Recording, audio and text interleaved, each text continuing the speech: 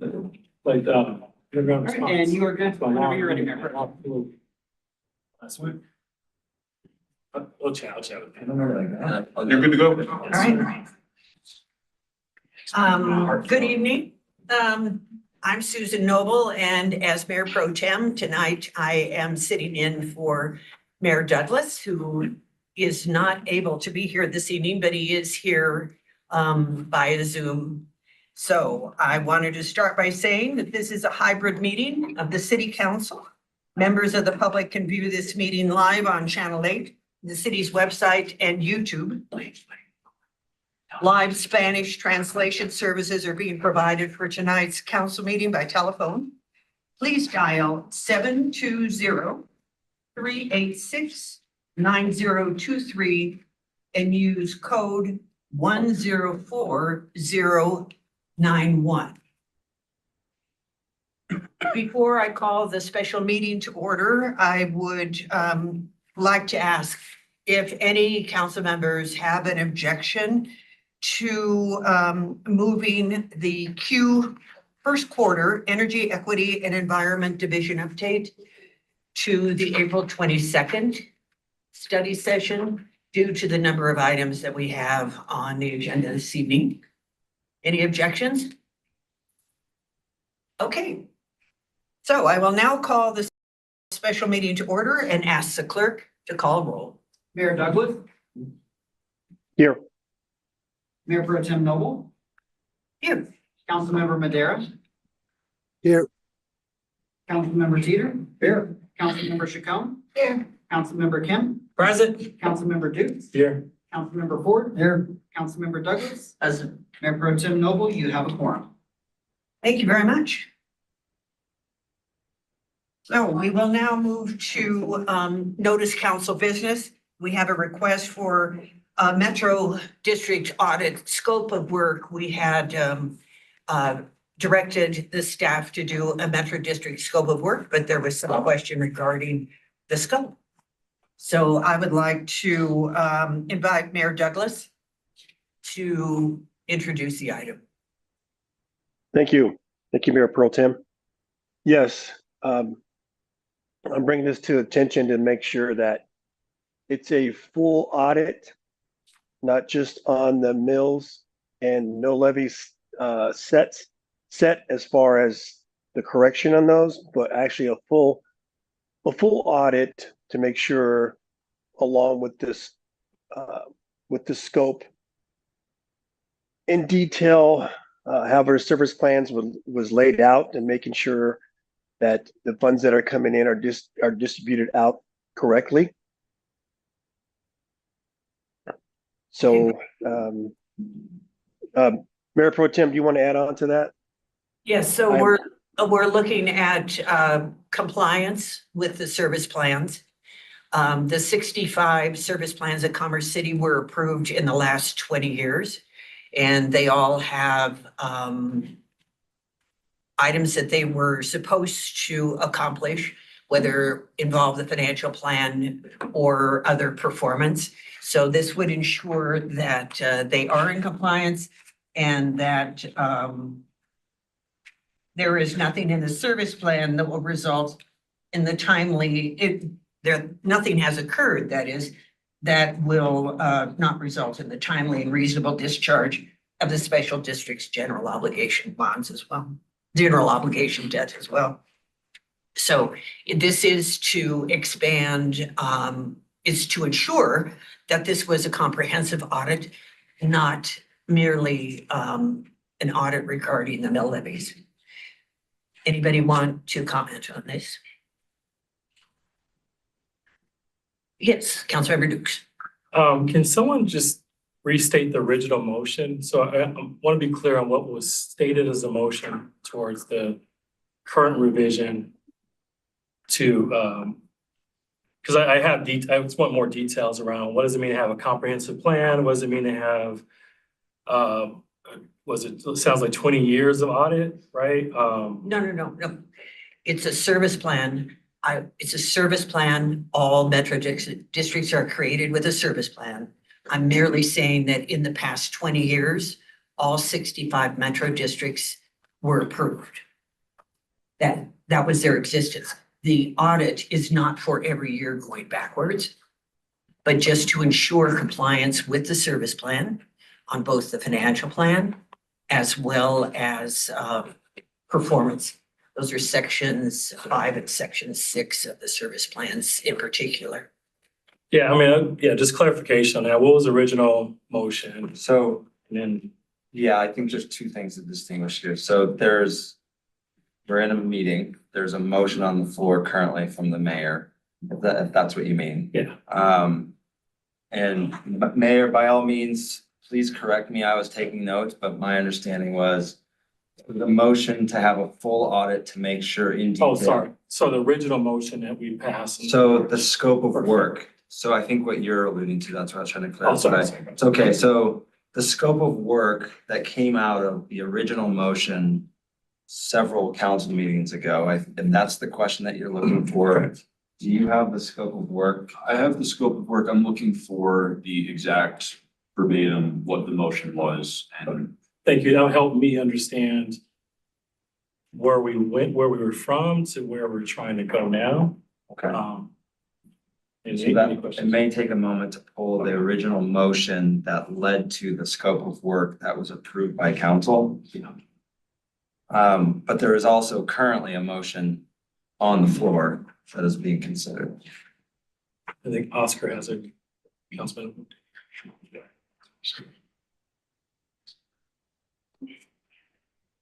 Are you making a motion, Mayor Douglas, or is this a clarification? Well, that was Oscar. Oh, yes, Councilmember Madera. Yeah, I guess I just had some questions of similar along the lines of Councilmember Dukes. So are we speaking to a financial audit? Because when, you know, as a financial person, when you say complete audit, you're talking about going through individual transactions, taking a sample of all these things. And I guess I'm just not sure. Well, I guess my question is, one, is that something that we're looking to do first of all? And two, is it something that we're even able to do, given that these are their own governmental agencies that are required to do financial audits already on their own?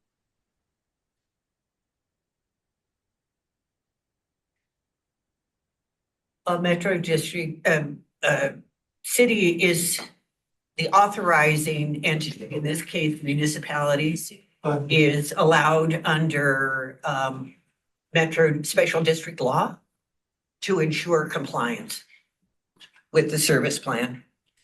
Right, but I'm asking, are we asking for a financial statement audit? Or just the service plan audit? It's a service plan audit. So it's not going to be a sample like you would if the city was being audited. It's not taking a sample of transaction. This is actual going through to see how they were in compliance or not or out of compliance when it comes to the service plan and how each service plan was laid out, because each one of them are different. So and we're just clarifying to make sure that that work gets done. Okay, I guess I was under the impression that that was the original motion. Do we know what the cost would be for this Yes, more we've in-depth audit? received that, we've received that information. John, you have the Yes. original motion. yes, ma'am. The original motion, as proposed by Mayor Douglas, was to request city consultant to review certified mill levies for 2024 budget year for all metro districts in the city and to determine, if possible, whether such certification complies with respective metro district service plans, other agreements to which the city is party, and law to bring an appropriation for such resources if necessary. And that was voted 6-3 on February 5th. All right, so then in that case, it would be a motion to ensure compliance with the service plan. Did you still Yes. have another question, Councilmember Madera? Yeah, just the difference in cost between the two audits. It's hard for me to support something without knowing the funding that needs to be allocated for these resources. So I guess that's a question back to the council, because I mean, how I look at it, right, the Metro District has both financial powers under the service plans that are adopted, but they also have other operational and provisional services such as cutting grass, maintaining private streets, maintaining common areas. It is when I hear it's such a broad scope of powers and duties and given to a metro district under the service plan, that's a right that they have and can take on. But is that what you all are really looking for? Or really, are you really looking for the funds that are coming in are to address A, B, C, D? And if those funds are not addressing those 4 or 5, you want to be aware of that so that that then can become a question under the review. I think, yes, go ahead, Councilmember Chacon.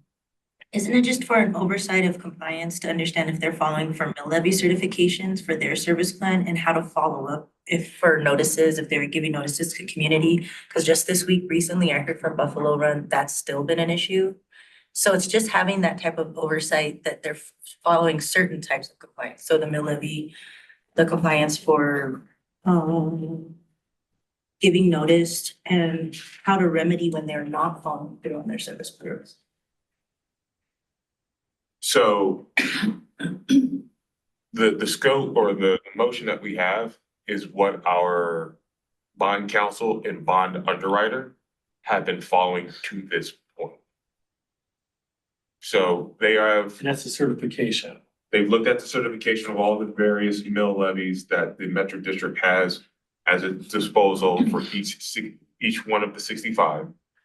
They're then gonna be looking at calculating that maximal allowable mill levy that's been collected for debt service and contractual obligations to compare to the mill levy imposed by such districts for this year. And then they're gonna review the most recent budget passed by each district to ensure that revenues being collected for debt service or contractual obligations are to be used for such authorized purposes. So they're gonna go through and say, here's what the mill levy has been established for 23-24. Here's the revenues that have been collected. This is how they're supposed to apply those mill levy revenues to either debt service or other contractual obligations. Are they in compliance with what they are required to pay down based on that debt service or contractual obligations, and provide a report to the council? Is the debt data up to date? I haven't specified that staff needs to update debt data. The debt data that they will be pulling and that they will be able to review will be up to date.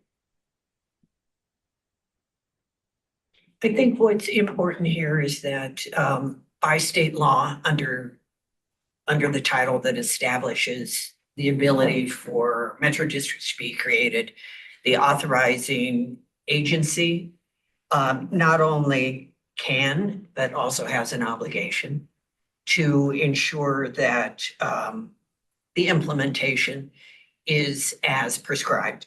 So for example, new ones must file every year for 5 years after their organization,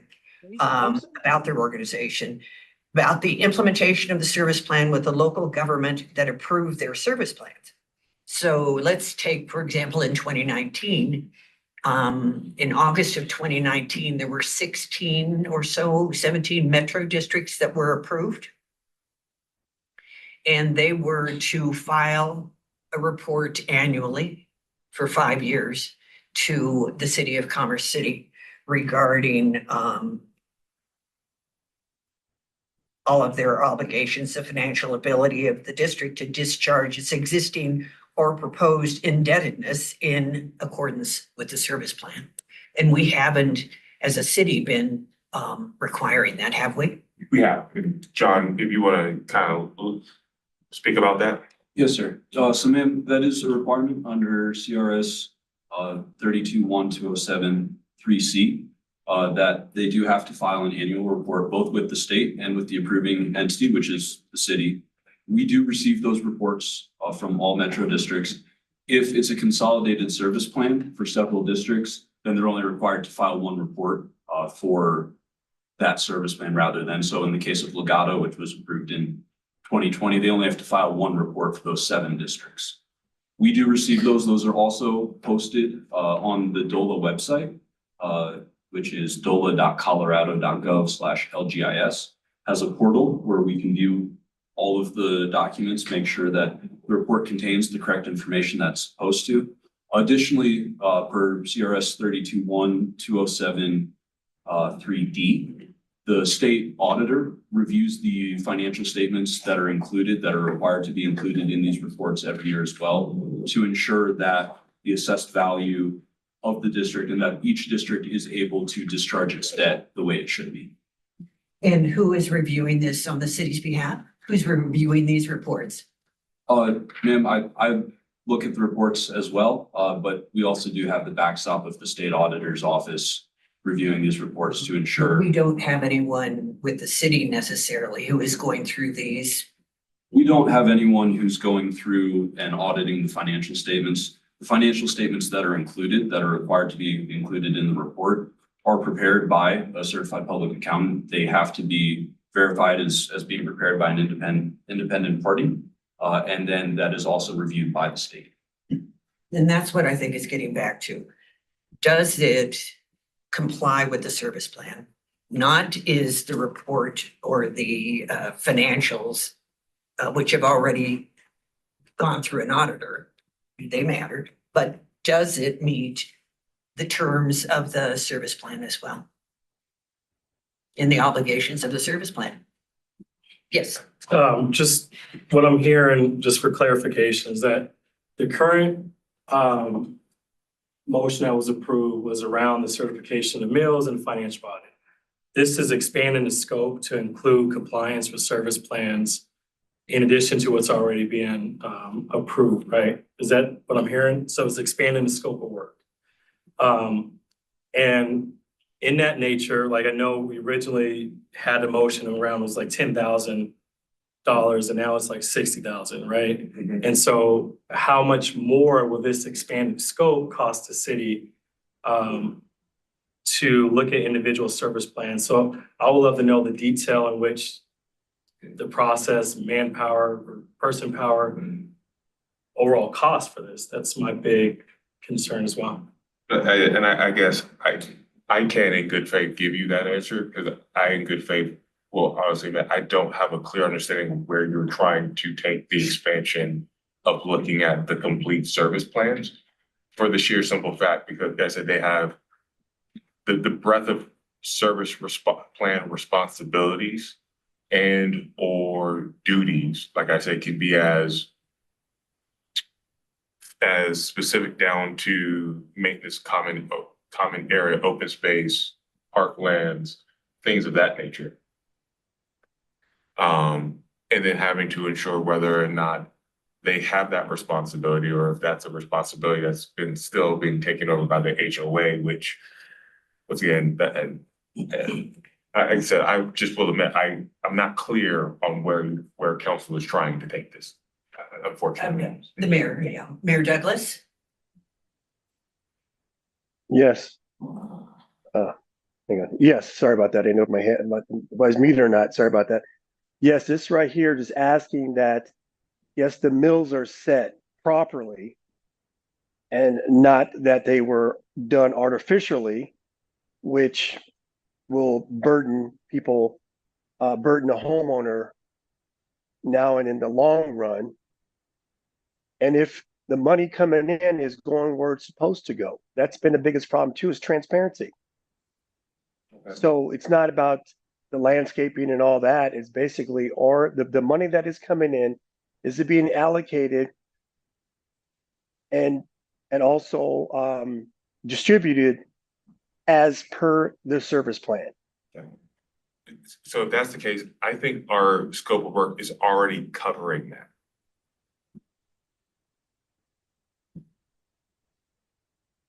Well, it doesn't sound like it, from what Mayor Pro Tem was asking. And if, this is an ask, and if you come back or come back and let us know how much additional that's going to cost, but you're saying that that's already been part of the plan is what I just addressed.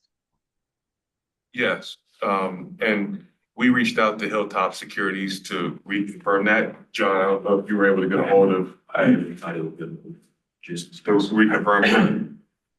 What we can do, and John, if you can email this out to the mayor, and Councilmember Madera.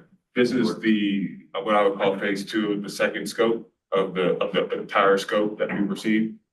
Our bond council once again looked at each of the service plans, looked at what mill levies they could assess, and what was certified under 23-24 as their total mills. And that could be a collection from debt, could be a collection of refund or abatement, O&M. So we have that spreadsheet that was provided to Hilltop Securities, in which, based on that list of various millage, they are going to be conducting those bullet points that you see on that scope of work. Yes, Councilmember Jacome? I thought initially we were questioning the service plan for community equity to be assessed, not how much the city already knows. And it was initially because there were 65 metro districts that need to be modernized by pre-existing plans. And there's such a large amount of debt that community homeowners were not able to know what's being taken out of their spaces and what they can do about it anymore because it's being so excessive. So it was, I thought, an aspect of community oversight to some degree, so that we can report back to community, this is the mill levy debt, this is where we are as a city. And then if they can decide if they want to dissolve or be able to have a follow-up or even be able to reach out to some of these mill levies because they haven't been able to have a community feedback at all with them.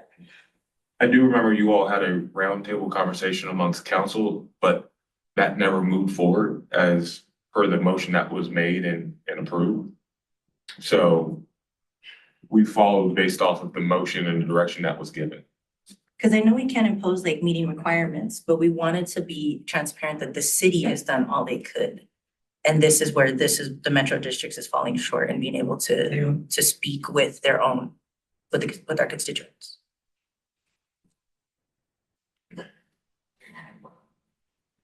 Did you have more also, Mayor? Your hand is up. Would you like to say more? No, okay. Sorry about that. Just really hard to get the screen back up. So with that, city manager, with the scope of the scope of asking tonight, how much additional work would that be? I can't give you an answer, sir. Because Oh, no, that's not a problem. Just if council decides to take a vote, and then that's where you could find out how much extra it would be. we'd be able to, well, yes, whether one, is there a resource out there that's capable of conducting the analysis? And I will say this, anyone that we reach out to will need to have a clear understanding of the expectation that you all are looking for, so that they can respond accordingly to the request. Like I said, the discussion about community oversight is one that is not clear on how we move that forward outside of the information that comes from this. And I think we've had a couple presentations where we've talked about where we have the ability, where we don't have the ability as local governance to be able to weigh in outside of presenting the facts. I think this is actually pretty clear. So we have Hilltop Securities here saying that they'll review the most recent budget passed by each district to ensure that revenues being collected for debt service or contractual obligations are to be used for such authorized purposes. Under the Title 32 and Local Government Handbook, we can ask and have a quinquennial finding of reasonable diligence, which is that Local government can prohibit a special district from issuing new debt by reviewing the 5-year report and determining that the service plan will not result in timely and reasonable discharge of the special district's general obligation debt. So if the debt is greater than the potential to pay it back in 40 years, then the city can say something about that. But if we have no starting point, we have no foundation on which to make that kind of judgment, an audit will provide us with that kind of foundation. The city has an obligation. If we are going to be like the Wild West and approving metro districts willy-nilly, we needed to also have a sheriff in town, and that was going to be the city to watch over all of these districts and make sure that no homeowner would be taken advantage of after they bought their homes. So this audit will provide that information. Debt service or contractual obligations are the same things that you would find in a service plan under 5 and under 6. Yes, ma'am. So it would seem to me then that actually we are more clear than it would appear. That's my understanding of the direction that we had, and I say, just to make sure everybody's on the same page. I think we kind of come full circle. We're back to where we were at with Hilltop Securities is what they're doing, and will be providing to us here in the next month to come back to you all as council.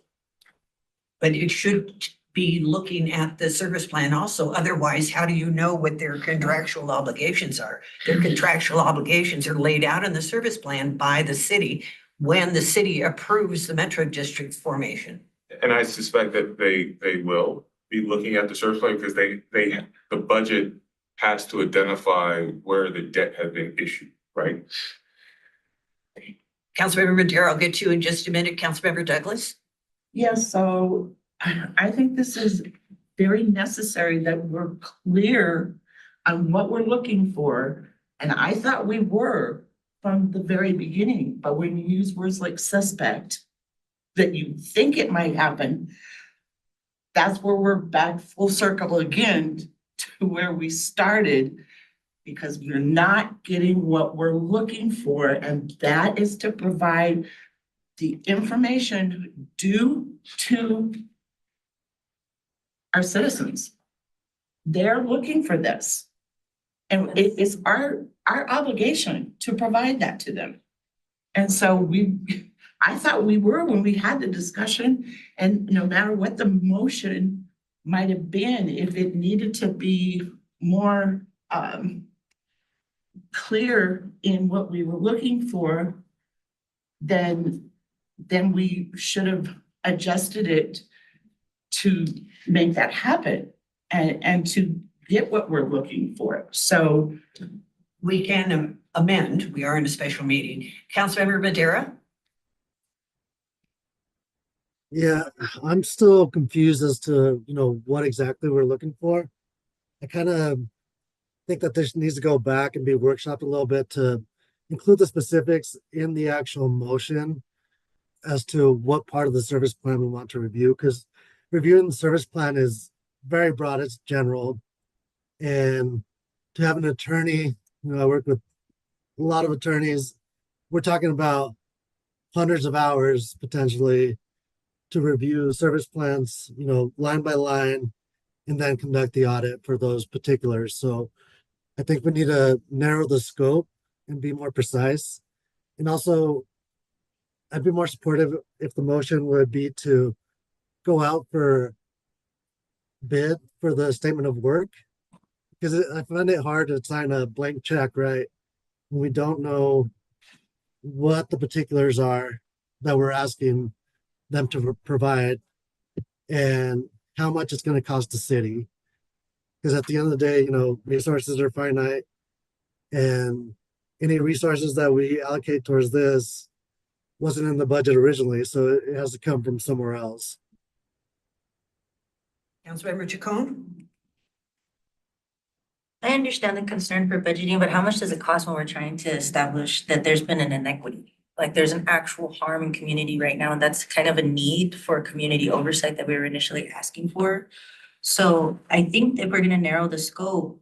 Once they're able to establish what part of their claims on their contract or the service plan they're able to meet, do we have the ability to go to educate community on their rights of how they want to step forward with it? Because they might be claiming something contractually, but something's not being done enough that community, maybe on paper it looks good, community is still suffering otherwise and creating an inequity. What about the inequity of? the Oh, communities that are Councilmember connected? Councilmember Madera, Councilmember Chacon directed her question to the city manager. Oh, I thought she was asking me because the way I see the inequity is my community that doesn't benefit from this audit would be paying for it by, the use of their taxes that could otherwise be used to service these communities that are historically and perpetually disenfranchised. A community oversight of data like this would see how a service plan in a metro district contractually has been predatory, could also see how it's been done in the south as well, though. I mean, it could be helpful to understanding a community equity analysis still. Okay, I think that it's important that we But please, I was stifle questioning if the there's a way conversation. to educate community on their rights, where if they want to go forward and they see the contractual agreements, but they don't agree with it, there could be a level of dissolution or something to mitigate. Okay, City Manager Rogers. Thank you, ma'am. Good question. You know, I think it's a good question that I'd have to delve, quite frankly, into with Lee with respect to what and how we can communicate certain process. I don't know if we necessarily can communicate certain rights, given that it is a quasi-public entity. It is separate and apart from us.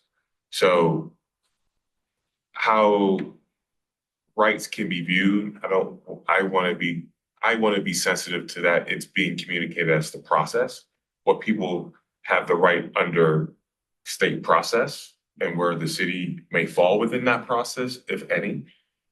Because we have to be clear that we're not overstepping our bounds into what authority that we may or may not have.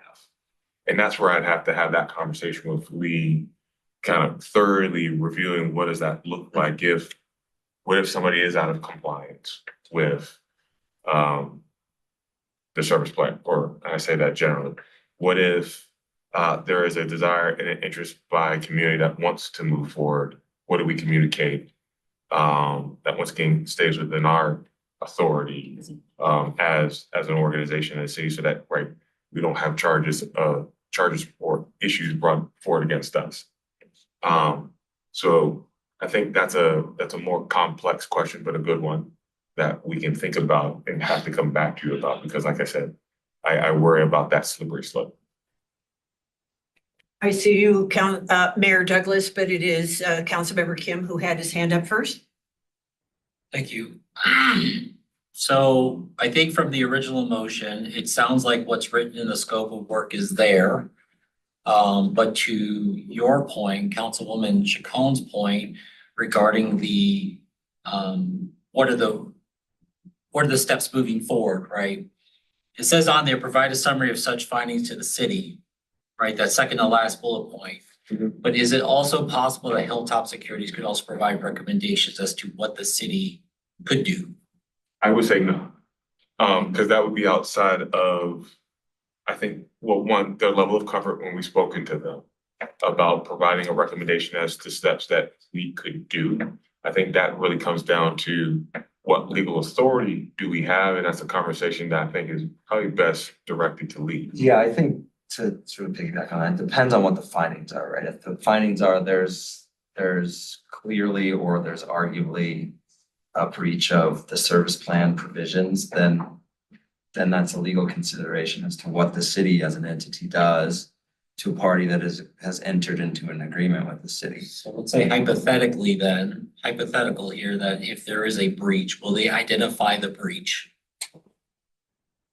Or would they not and just? That's what I'm concerned. That's what I'm If just for just simplistic math, let's say $100 worth of revenue is coming in to pay for beach improvement, which is 200, right? if they take $100 worth of revenue, but they're not applying it to $200 worth of improvement and it's going somewhere else, that would be considered, I would suspect, a breach. But would they identify that? Could they identify that in their findings? That's within their statutory right. I take the bullet point number 3, where they're looking at, right, well, not bullet, yeah, bullet point number 3 and 2, looking at the debt service, looking at the contractual obligation, looking at the revenues that are supposed to be coming and whether or not those revenues are going towards those debt service and contractual obligations. And if they're not, then they will be able to review the most recent budget to identify where that breach has occurred. They won't tell us what we need to go do to resolve it because each service plan has its own requirements in how to resolve matters. But they'll be able to at least be able to tell you, you have non-compliance here and here. Yeah, just to clarify, I think there's a distinction, sorry, it's nuanced, but there's a distinction under the 3rd bullet, making a determination as to whether or not the revenues are used for such authorized purposes. That's what these guys are being asked to do. I think that's distinctive from the conversation of whether or not there's a breach, which is a legal term, of the service plan, which would require legal So it counsel. almost sounds like then, once their findings come back, that there's gonna be some additional work that's gonna be required based on if there is a breach that you would have to go through to determine what is our next steps forward. I think that's accurate. That's all I got. In the service plans, it's referred to as material modifications as well. So it's not $100 or $200. It is significant authorizations by the board that actually needed the approval of the city council because of the way a service plan is written, because the service plan states that there must be approval by the authorizing agency. That's what I want to know. If anyone has made any kind of indebtedness that needed to be approved by a city council, then that can't move forward. That has to be discovered. That has to be uncovered in the process. If everybody has done it by the book, then we will know that, and that will be great news. And we'll just have to tell everybody, unfortunately, the way these were written means that there is a substantial burden on you financially, but there is nothing untoward that any of these metro districts have done. On the other hand, it is potentially possible, but I think that's redundant. I think it's possible that a material modification might be found as well, but it might not necessarily simply be with the mill levy. It may be with their approval of new debt, period.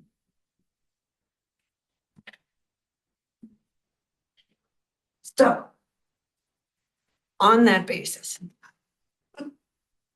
I want to be able to ensure and that that's being covered. Do you wish for that to be insured also, Mayor Douglas? Yes. Okay, then that's in writing. It's in the material. It is allowable and it is an expectation. That is our fiduciary duty as the authorizing agency. Otherwise, don't approve metro districts if you're not going to watch over them, because you're just letting them do whatever they want to do without any repercussions. DOLA does not serve as a policing agency. They are a repository.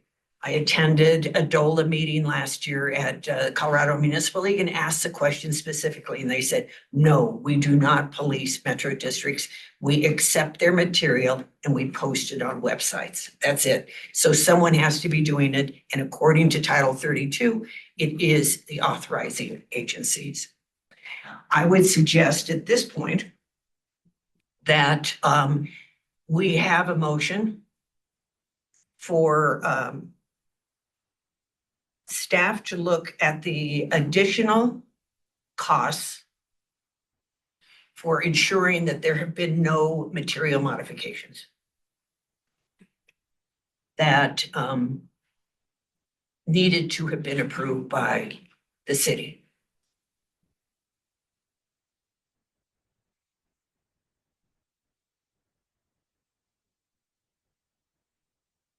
Yes.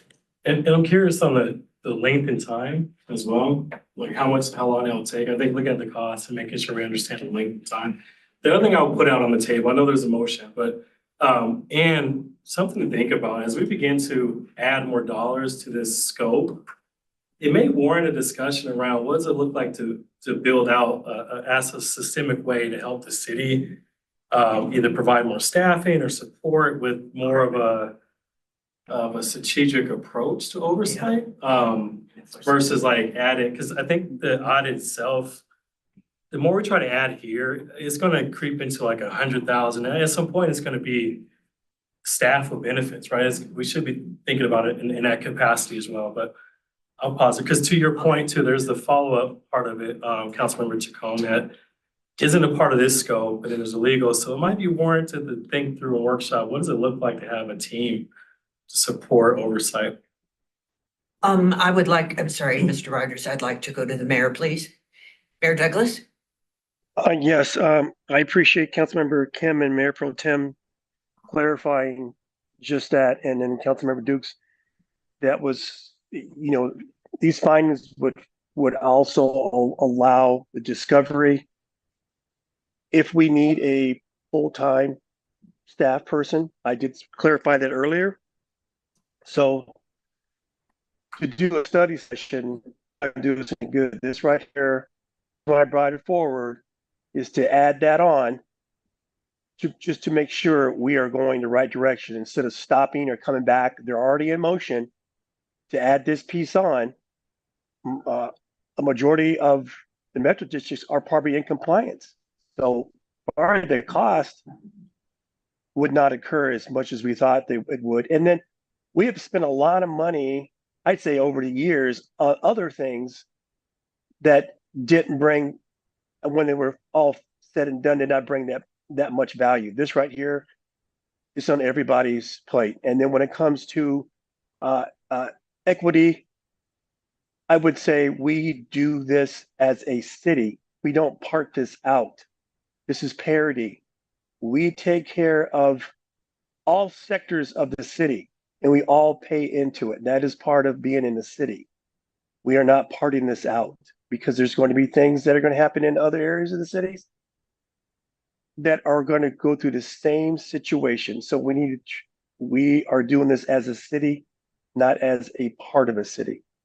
So I appreciate that. So I would stick to the motion and ask if there's no more questions, and Mayor Pro Tem, that you go ahead and ask for that vote. Yeah, I didn't make the motion. I asked for someone to make a motion, technically. Since I'm chairing, I wasn't making the motion. I want to be clear, Hilltop Securities, based off of what the mayor just made, will not be able to provide that analysis of a major modification. And why is that, Mr. Rogers? When we think about a material modification of a service plan, unless you narrow the scope to what you specifically want to tie it back to a financial review. A material modification, like I said, will also encompass other duties outside of the financial obligations to what they are also doing operationally.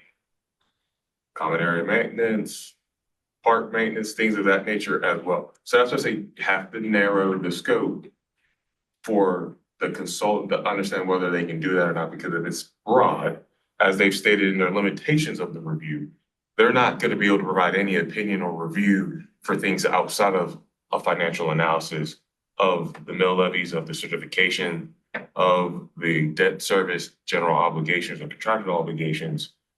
So a material modification is the actions of any district that violate the limitations set forth in Section 5 or Section 6. Section 6 is the financial plan.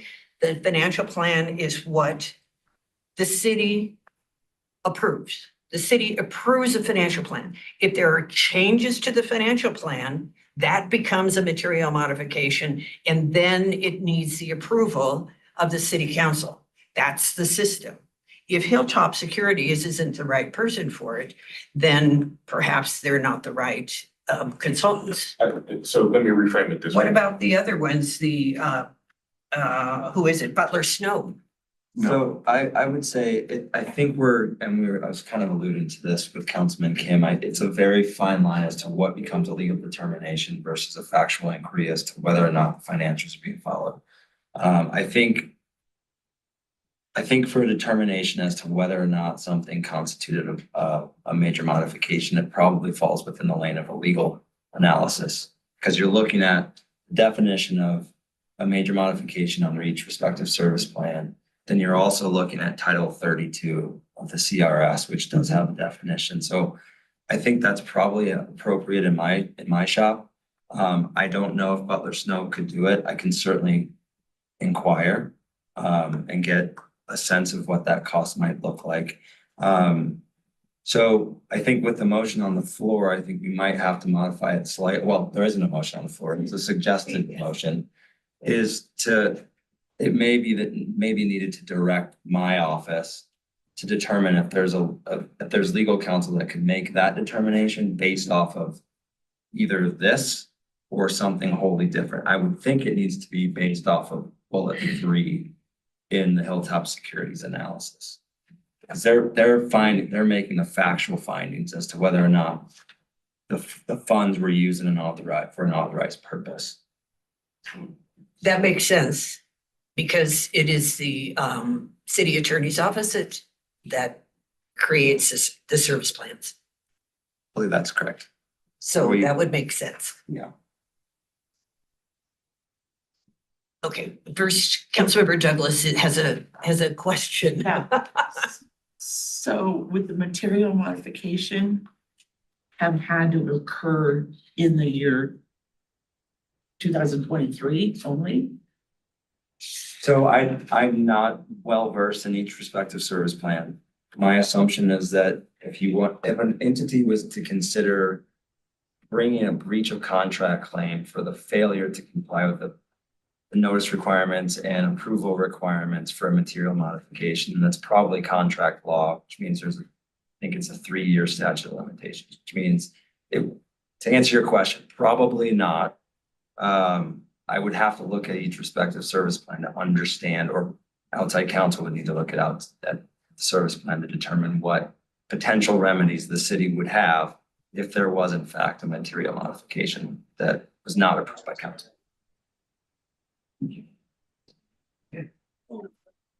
Does That was a lot of anyone want words. to make a motion for the city attorney's office? Oh, I'm sorry, Councilmember Kim.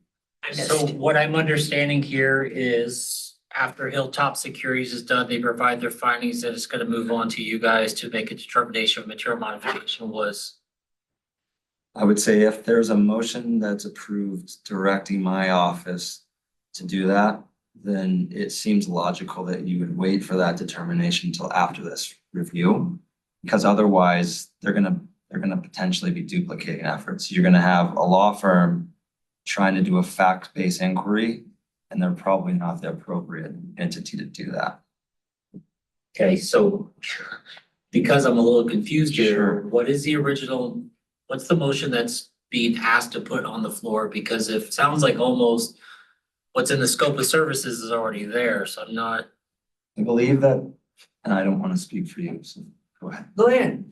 What I wrote down was there was a proposal or request for a council member to bring forward a motion, requesting staff to look at additional costs that, look at the additional costs that would be required to review whether or not there has been a material modification in the service plan. So that would be the next step. Okay. Yes. And the time frame it would take to review, right? I'm curious around the first part of the motion, and I'm also curious around how long it would take or estimated time for you to look at 3 years of service plans, determine a material modification, and then have recommendations for Okay.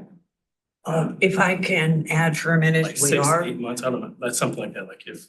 we are allowed by state law to do this every 5 years. So I don't know what the statute of limitations is, but according to state law in Title 32, it's every 5 years. So I would assume that it's a 5-year period, not 3. So I think there's a distinction between what the city's legal rights are pursuant to the state statute comparative to contractual rights under the service plan. I think that's the big distinction. So there may be 2 different buckets of. Is there a motion for staff time to look into potential material modifications once the report returns from Hilltop Securities and Butler Snow? Yes, a clarifying question. Councilmember Chacon? Can I ask a question first? Yeah, just a clarifying question. Okay. How does that feed into the framework and the motion that Councilmember Kim put together a couple weeks ago? Like, how does this all connect? So we have this audit for financial certifications.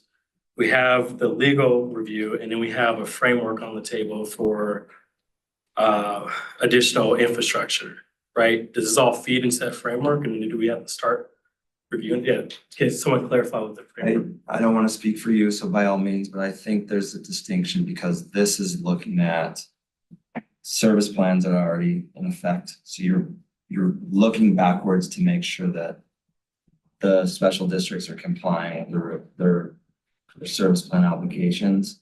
Whereas Councilman Kim's motion that was seconded was to directing the city manager to look forward on alternative options that are not metro districts if we're going to continue to have the moratorium. Does this information feed into that conversation? This question. I would say it probably leads into, depending on what the results are, what the findings are, and a determination as to potential revisions that could be towards the Metro District ordinance or regulations. Okay.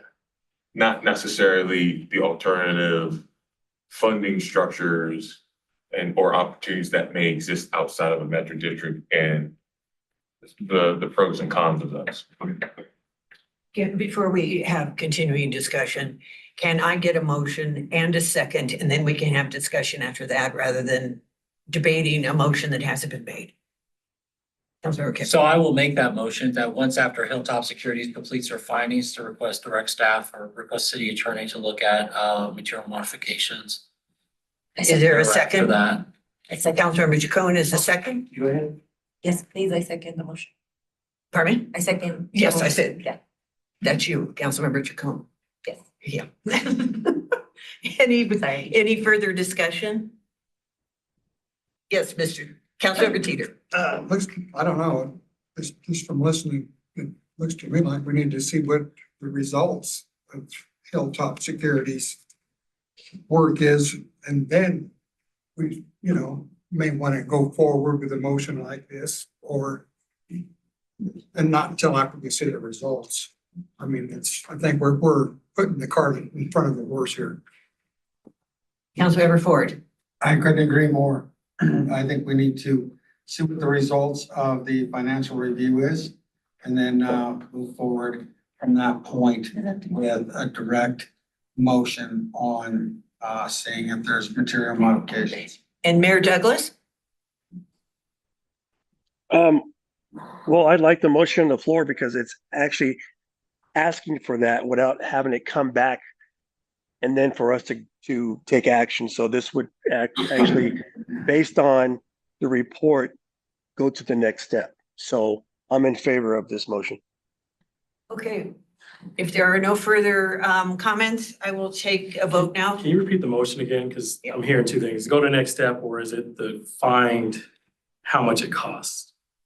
No, Councilmember Kim is the motion maker. it is basically go through the findings of what Hilltop Security provides after they've gone back to review, followed by those findings, it would be then on the city attorney, if I'm not mistaken, in your office to review if there has been any material modifications throughout the time period, whether it's 3 to 5 years based on CRS. I don't know what that is.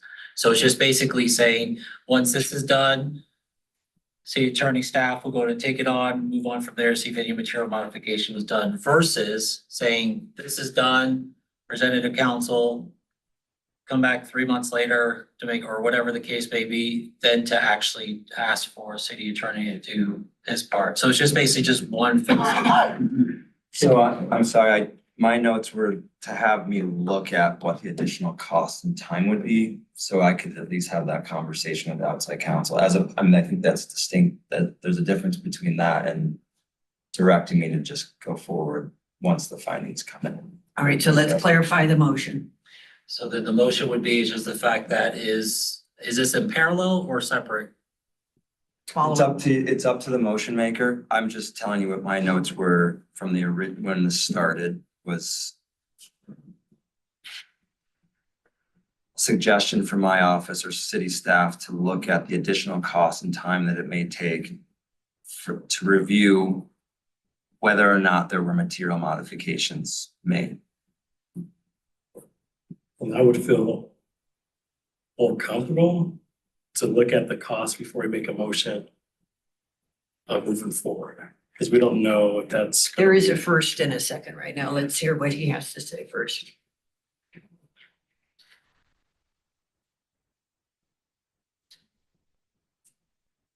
I'm okay sticking with the original motion at the end of the day, because honestly, at the end of the day, for me, it's all about, you know, what are we looking at? I mean,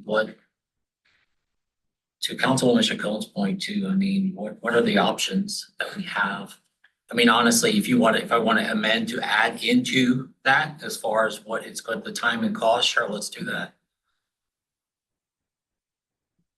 So I'm willing to amend that to show time and cost. I don't along with mind. You just budget. tell me what to do. I just want to make sure Understood.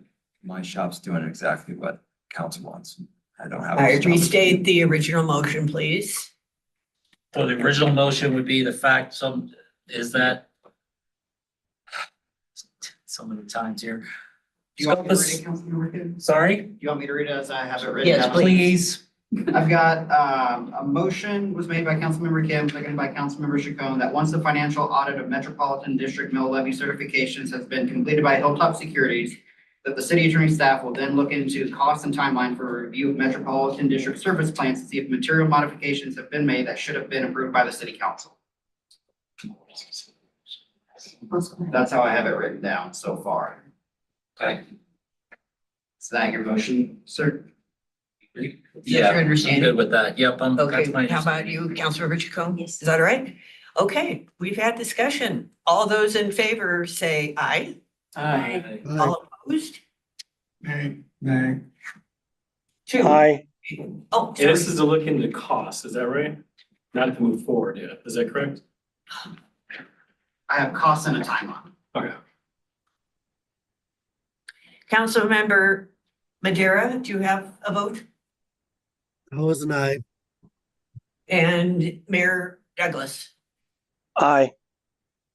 Okay, so that is 5-4. It passes. Oh, did you have a vote? Yes, I do. I do have a vote. I said aye. 'Cause it's You looking did at aye. costs. Okay, Yeah. 6-3. Those costs before we move forward to the next phase, my understanding. All right, it passes 6-3.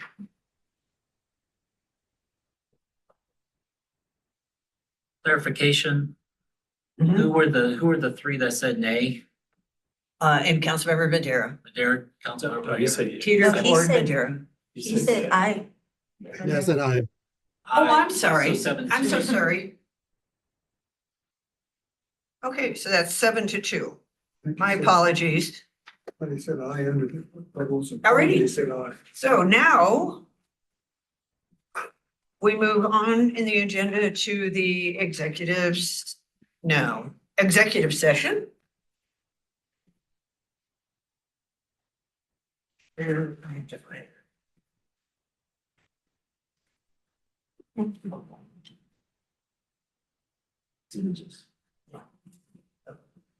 I need a motion and a second to enter in an executive session of the City Council of Commerce City pursuant to CRS 24-6-402 4P for the purpose of determining positions relative to matters subject to negotiation, developing strategy for negotiations, and instructing negotiators accordingly, specifically with regard to offers to lease and purchase city-owned mineral interests.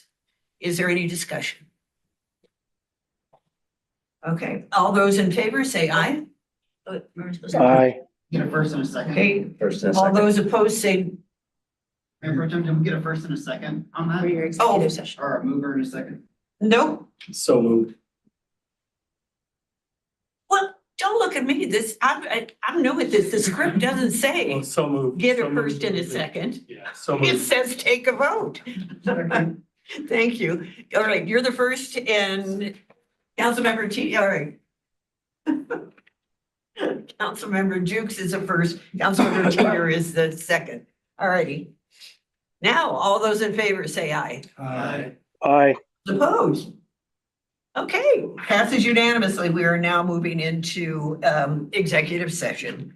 Council will return from the executive session. The meeting broadcast and recording is going to remain up, and the executive session is estimated to last about 25 minutes. And so now I have to ask any staff or members of the public not invited to the executive session to please leave the room so we may begin, and then you can return when we come back. Thank you so much. And then Councilmember Madera and Mayor Douglas, you'll be receiving a new Zoom link here in just 1 second.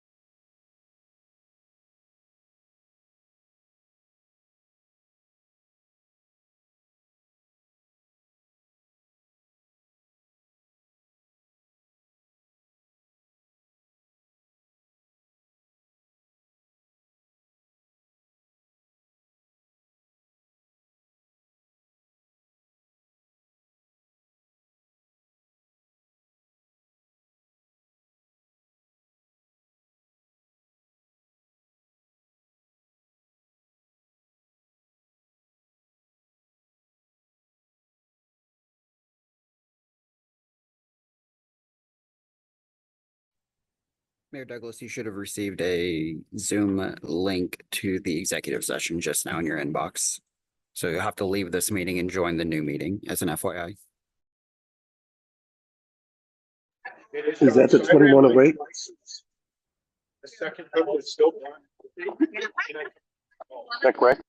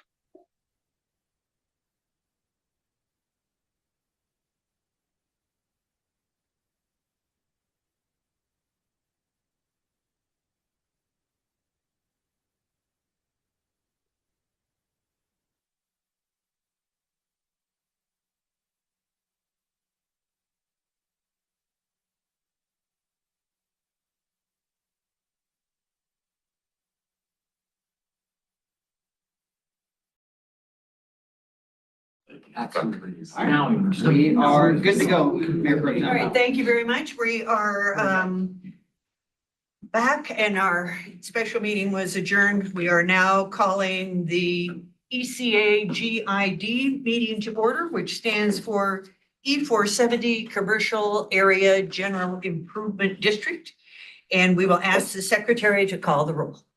Chair Douglas, Vice Chair Noble, Here. Board Member Madera, Present. Board Member Teeter, Present. Board Member Chacon, Present. Board Member Kim. Here. Board Member Dukes, Present. Board Member Ford, Present. Board Member Douglas, Present. and one last time, Chair Douglas, Yes. Vice Chair Noble, you have a quorum. Thank you very much. Today we're having a public hearing on ECA GID 015-24, which is an inclusion of 81st Avenue and Tower Road into the ECA GID. This item was continued from the April 1st regular meeting. And so I will now open the public hearing. Do any board members now have any questions for staff?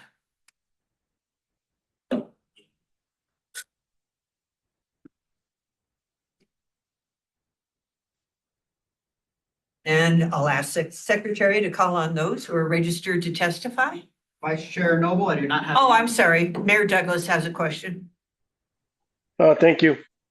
Sorry, I've turned my video on and off. My battery's about ready to die. So my question is, Cheryl Carson, send me the correct. So if this is approved, it's 27 mils, correct? Yes, sir. Okay, thank you. Any other questions for staff? All right, thank you. And I believe the secretary said that he had no one registered to testify. Is that correct? That's correct, Vice Chair. All right. So I will now close the public hearing. I need a motion and a second to introduce ordinance ECAGID 15-24 by the board as seated and approve on first reading. Councilmember Dukes? Yes, I'd like to make a motion to introduce ordinance ECAGID -015-24 to be approved on first reading. It's 1524. 1524 to be approved on first reading. And Councilmember Teeter? Second the motion. Thank you. Is there any discussion? All right, hearing no discussion, will the secretary take a roll call vote? Board Member Madera, Yes. Board Member Teeter, Yes. Board Member Chacon, No. Board Member Kim, Yes. Board Member Dukes, Yes. Board Member Ford, Yes. Board Member Douglas, No. Vice Chair Noble, Yes. Chair Douglas. Yes. Vice Chair Noble, that motion passes 7-2. Thank you very much.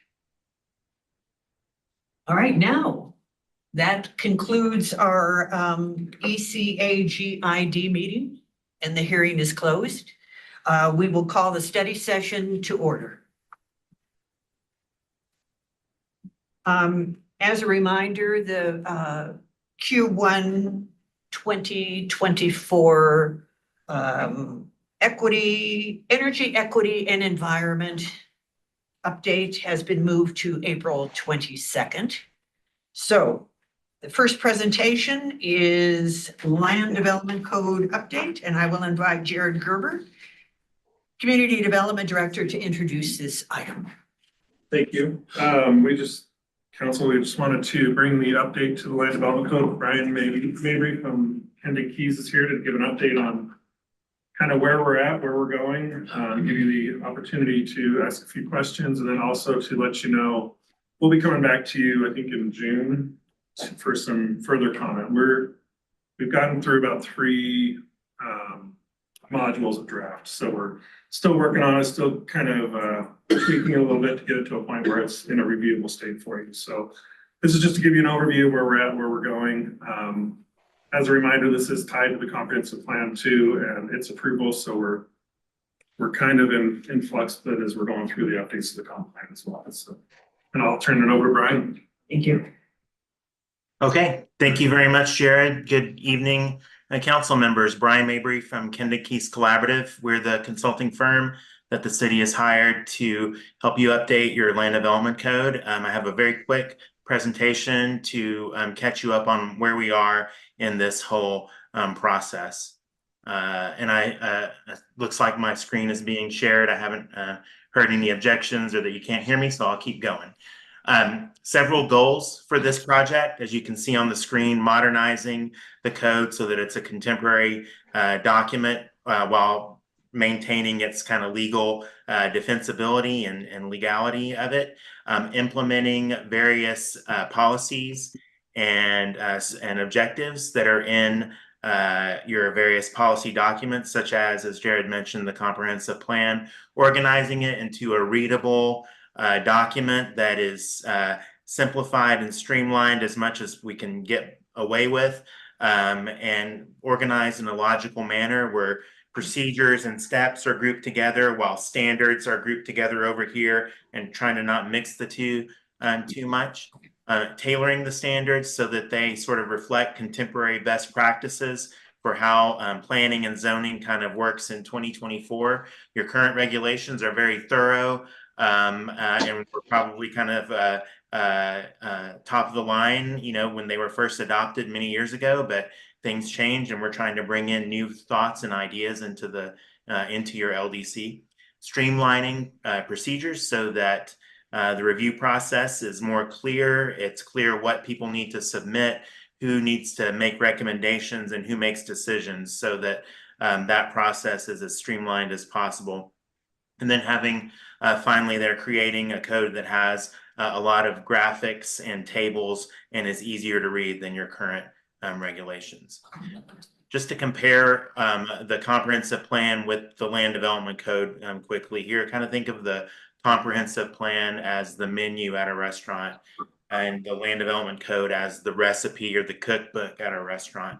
The menu is going to show you how you could, what kind of food you could have for your visit at the restaurant, just the same way that the comprehensive plan spells out the ways the city could grow in the future. The land development code, though, is a legal document and is much more technical than the comprehensive plan. It's like a book of recipes that, you know, says the kinds of trees that are required and the kinds of street widths and things of that nature that are needed in order to bring into reality the policies of the comprehensive plan. It's much more detail oriented and is a legal document as opposed to the comprehensive plan, which is not a legally binding ordinance. So some things we've accomplished so far in this project. We got started really in the thick of the project about a year ago with a tour of the city, several meetings with an LDC advisory committee, which is made up of a big group of staff members, meetings with, like I said, staff, with South Adams Water and Sewer, with council members, with planning commissioners. We also had focus group sessions with people who are kind of technical users of the document, whether they're from whether they're from, I'm sorry, was there a question?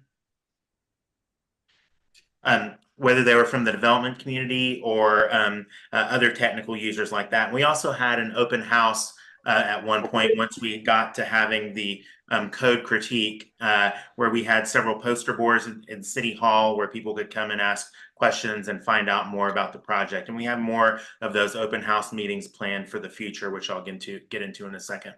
Some early deliverables into this project, a plan implementation matrix where we showed how different recommendations that are in the draft plan could become a reality in the LDC. We also provided, as I said, a diagnostic report or a critique of the existing regulations and showed how those could change to be a more contemporary document and really implement the recommendations of the plan.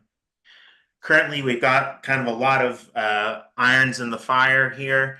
Several different modules or segments of the overall code are under different stages of review. And I've showed those there on the screen, also with kind of a preview of what you can expect graphic wise for this document. As I said, we want it to be a very graphically heavily illustrated document because that just makes things easier to understand.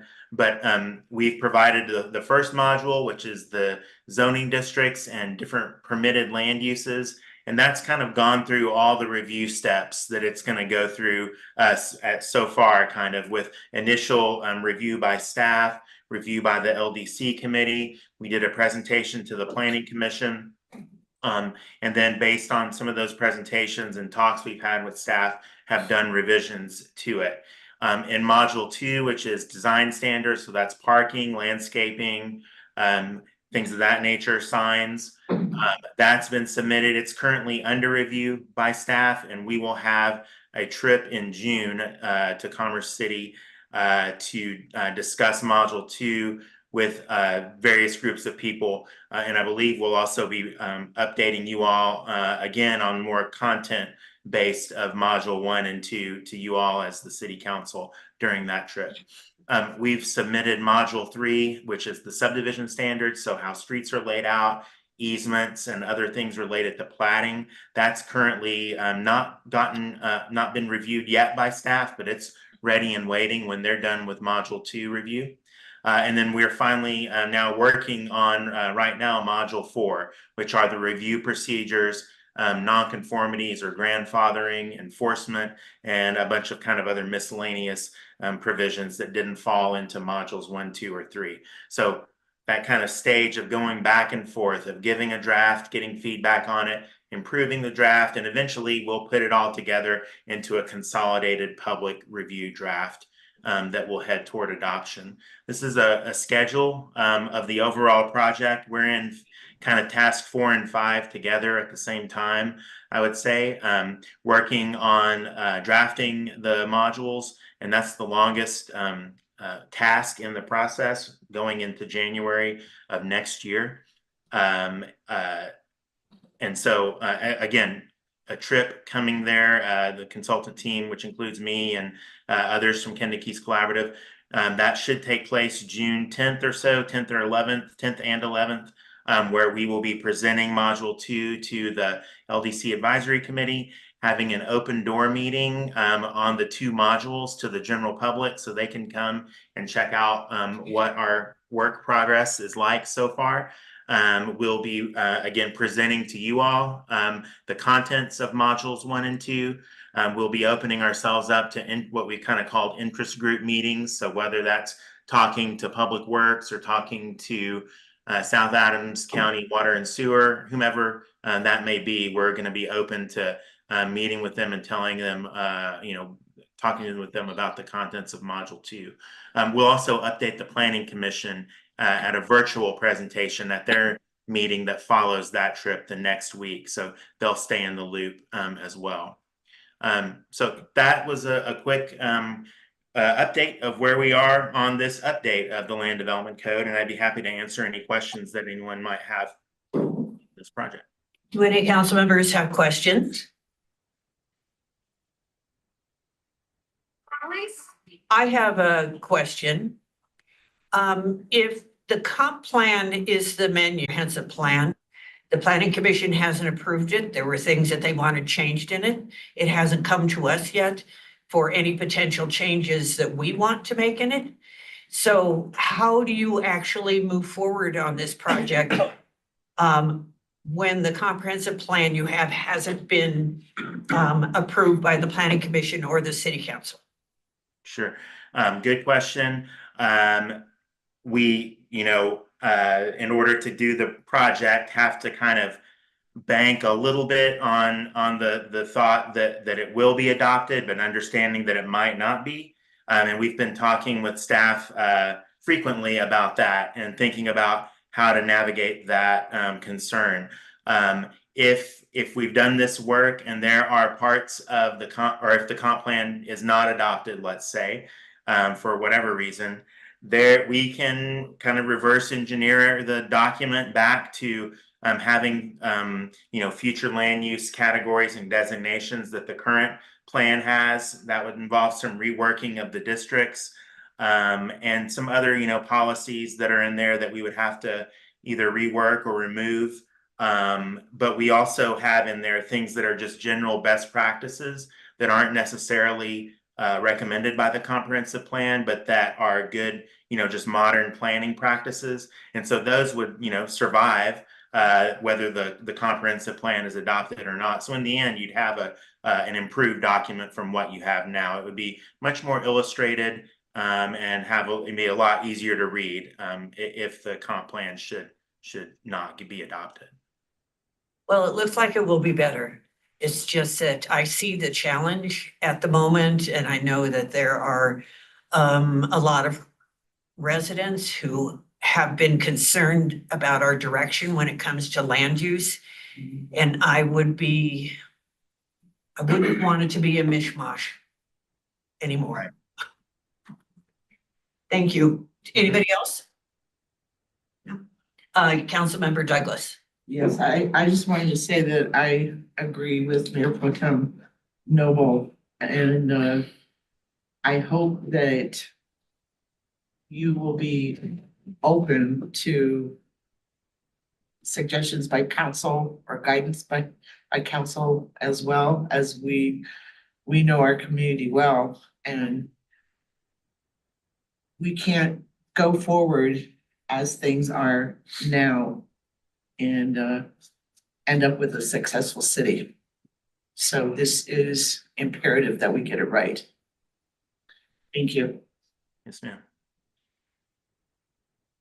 Yeah, it would be good to get a hint in the future as to what might be different other than the way it will look and cleaning it up.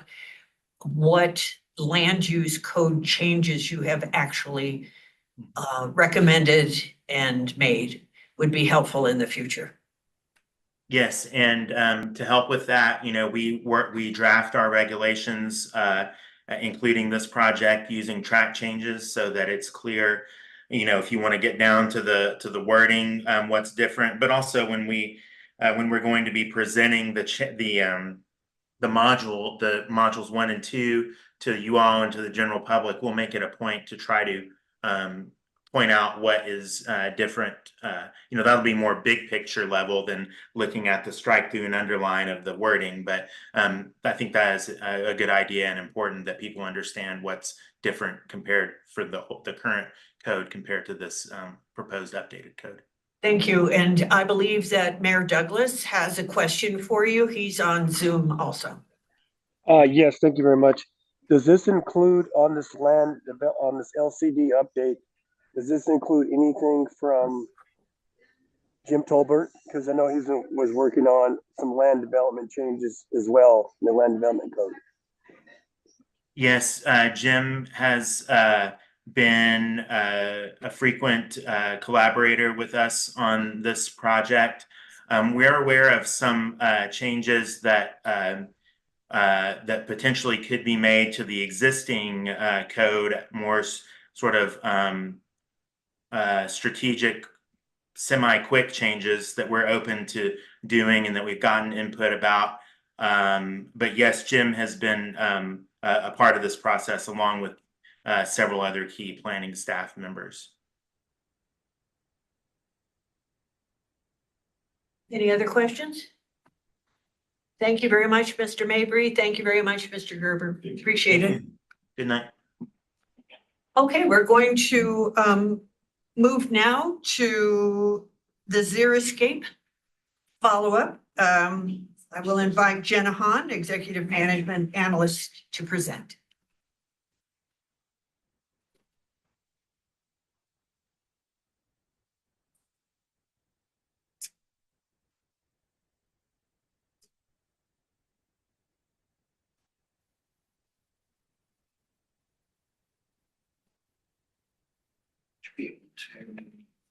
There you go.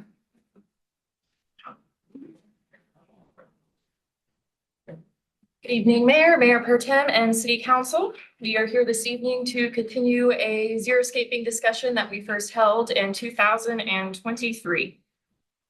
So tonight we are going to review our current xeriscaping code language and prior efforts that we've made on the topic, discuss proposed changes to code language, and solicit feedback from council on numerous areas as it relates to allowing and regulating xeriscaping in the city. So some background for you all. On July 10th, staff debriefed council on the May 2023 Growing Water Smart Workshop and associated Water Smart Action Plan. And we also held the preliminary xeriscaping discussion at that time. At that same meeting, council approved a motion that sought to pause review and approval of all landscaping permits that pertain to xeriscaping for a period of 90 days. And the intent for that was to allow staff time to develop some regulations around xeriscaping. That presentation was scheduled to go on October 9th, but it was continued until early 2024. So that's why we're here today. And the majority of this presentation we're looking at tonight was carried over from that packet on October 9th.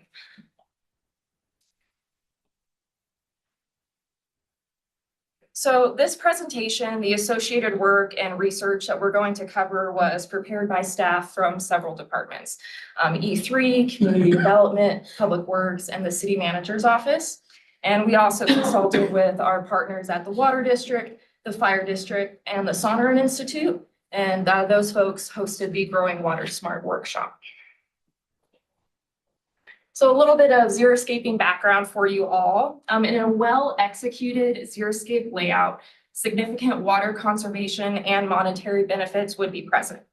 Those benefits include an average annual savings of 12.5 gallons of water per square foot of converted turf.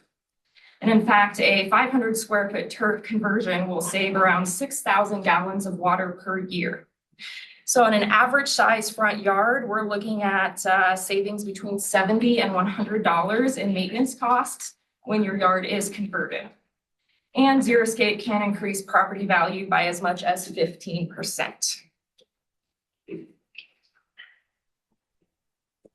Our current code language regarding xeriscaping is pretty limited. As you can see on the screen here, there are currently no requirements for how to regulate rear yards, and the front and side yard requirements don't necessarily provide the language that set interested residents up to have a successful xeriscaped yard. Our code does state that xeriscape design principles may be incorporated whenever appropriate in accordance with requirements identified in our planning standards. And it also discusses that tree lawn planting designs in industrial areas may include planting designs other than traditional turf grass. Finally, our current code does indicate that landscape areas that have been identified as remote, low use, and low visibility may use grasses certified as xeriscaped landscaping. So as you can see, our language is pretty limited. Now, the state has language on xeriscaping as well, and in fact, recently adopted 2 Senate bills. One Senate bill required HOAs to loosen guidelines on xeric approved plants, and another Senate bill actually mandates that beginning in 2026, local governments will not be permitted to allow artificial turf, non-functional turf, or invasive plants in non-residential areas. So that's coming up in 2026. So at this point in the presentation, we're going to shift a little bit to discuss staff suggestions on how to update our code to better support and regulate good xeriscaping practices. These suggestions here were modeled after other surrounding municipalities and other best practices. And then we'll have a later section in the presentation once we get through this one. So our suggestion is that in landscaped areas, we would allow alternatives to turf. Our alternatives would include rock, mulches, native grasses, and other approved plants from our approved plant list. And xeric designs would also be able to use for detention landscaping, parking lot landscaping, and other primary landscape areas. Continuing through suggestions here, the proposed changes discussed in this presentation are intended to cover residential, non-residential, and tree lawns. And we would also want to see required reviews for landscape plans, any exception requests, and inspections as well. So for inspections, staff recommends setting review standards, including live plant area requirement, plant material requirements, mulch, rock requirements, temporary irrigation requirements, and if allowed by council direction, we'd have to set some standards on artificial turf. Continuing with suggested changes, plants used would need to be appropriate to our climate here in Commerce City and would have to be selected from the approved plant list. Plants with similar water requirements would need to be grouped together in the yard. Hardscaping elements would be okay as long as the proper drainage was in place, and tree lawns would be allowed to contain xeric plant material. Regarding irrigation, we would need automatic irrigation zones to be retrofitted to water any remaining grass areas and the new landscape, and we would prefer drip irrigation. Trees would need to have their own dedicated irrigation, and a soil amendment would need to be required in areas that are cleared and set to hold plant material. Continuing on with suggested changes here. Regarding applications and inspections, all xeriscaping applications would require the applicant to submit a plan that addresses drainage impacts, and inspections would be multifaceted. So our initial inspections would provide the opportunity for both staff and residents to ask questions and address any installation issues.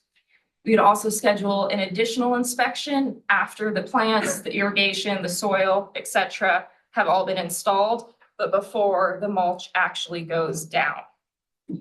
Finally, the intent of these inspections would be to help homeowners to install the xeriscape in a way that is successful for them and ensures longevity, so they're not having to redo the whole design in a year or two.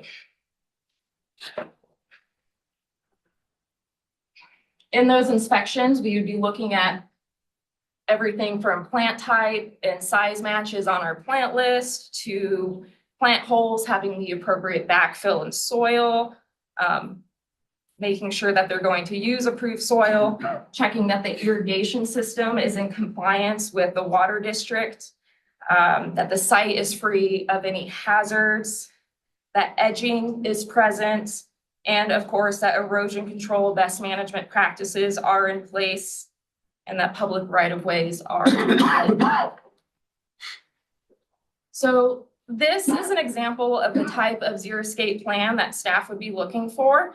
Now, we would certainly make design examples available to our residents online. There would be different designs for differently sized and shaped yards. These design examples already exist throughout the industry, so we would just want to provide those to our residents to help get them started.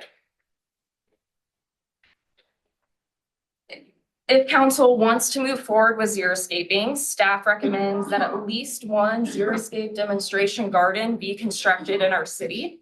Several municipalities around Colorado have at least one demonstration garden for their residents to go tour. Some examples include Boulder, Fort Collins, Aurora, and even Adams County. So some exciting news on that front is that as a result of that Growing Water Smart workshop, the city was awarded a grant to get the design for a xeric demonstration garden. Of course, the actual garden would need to be budgeted for, but we're looking at grant opportunities for that.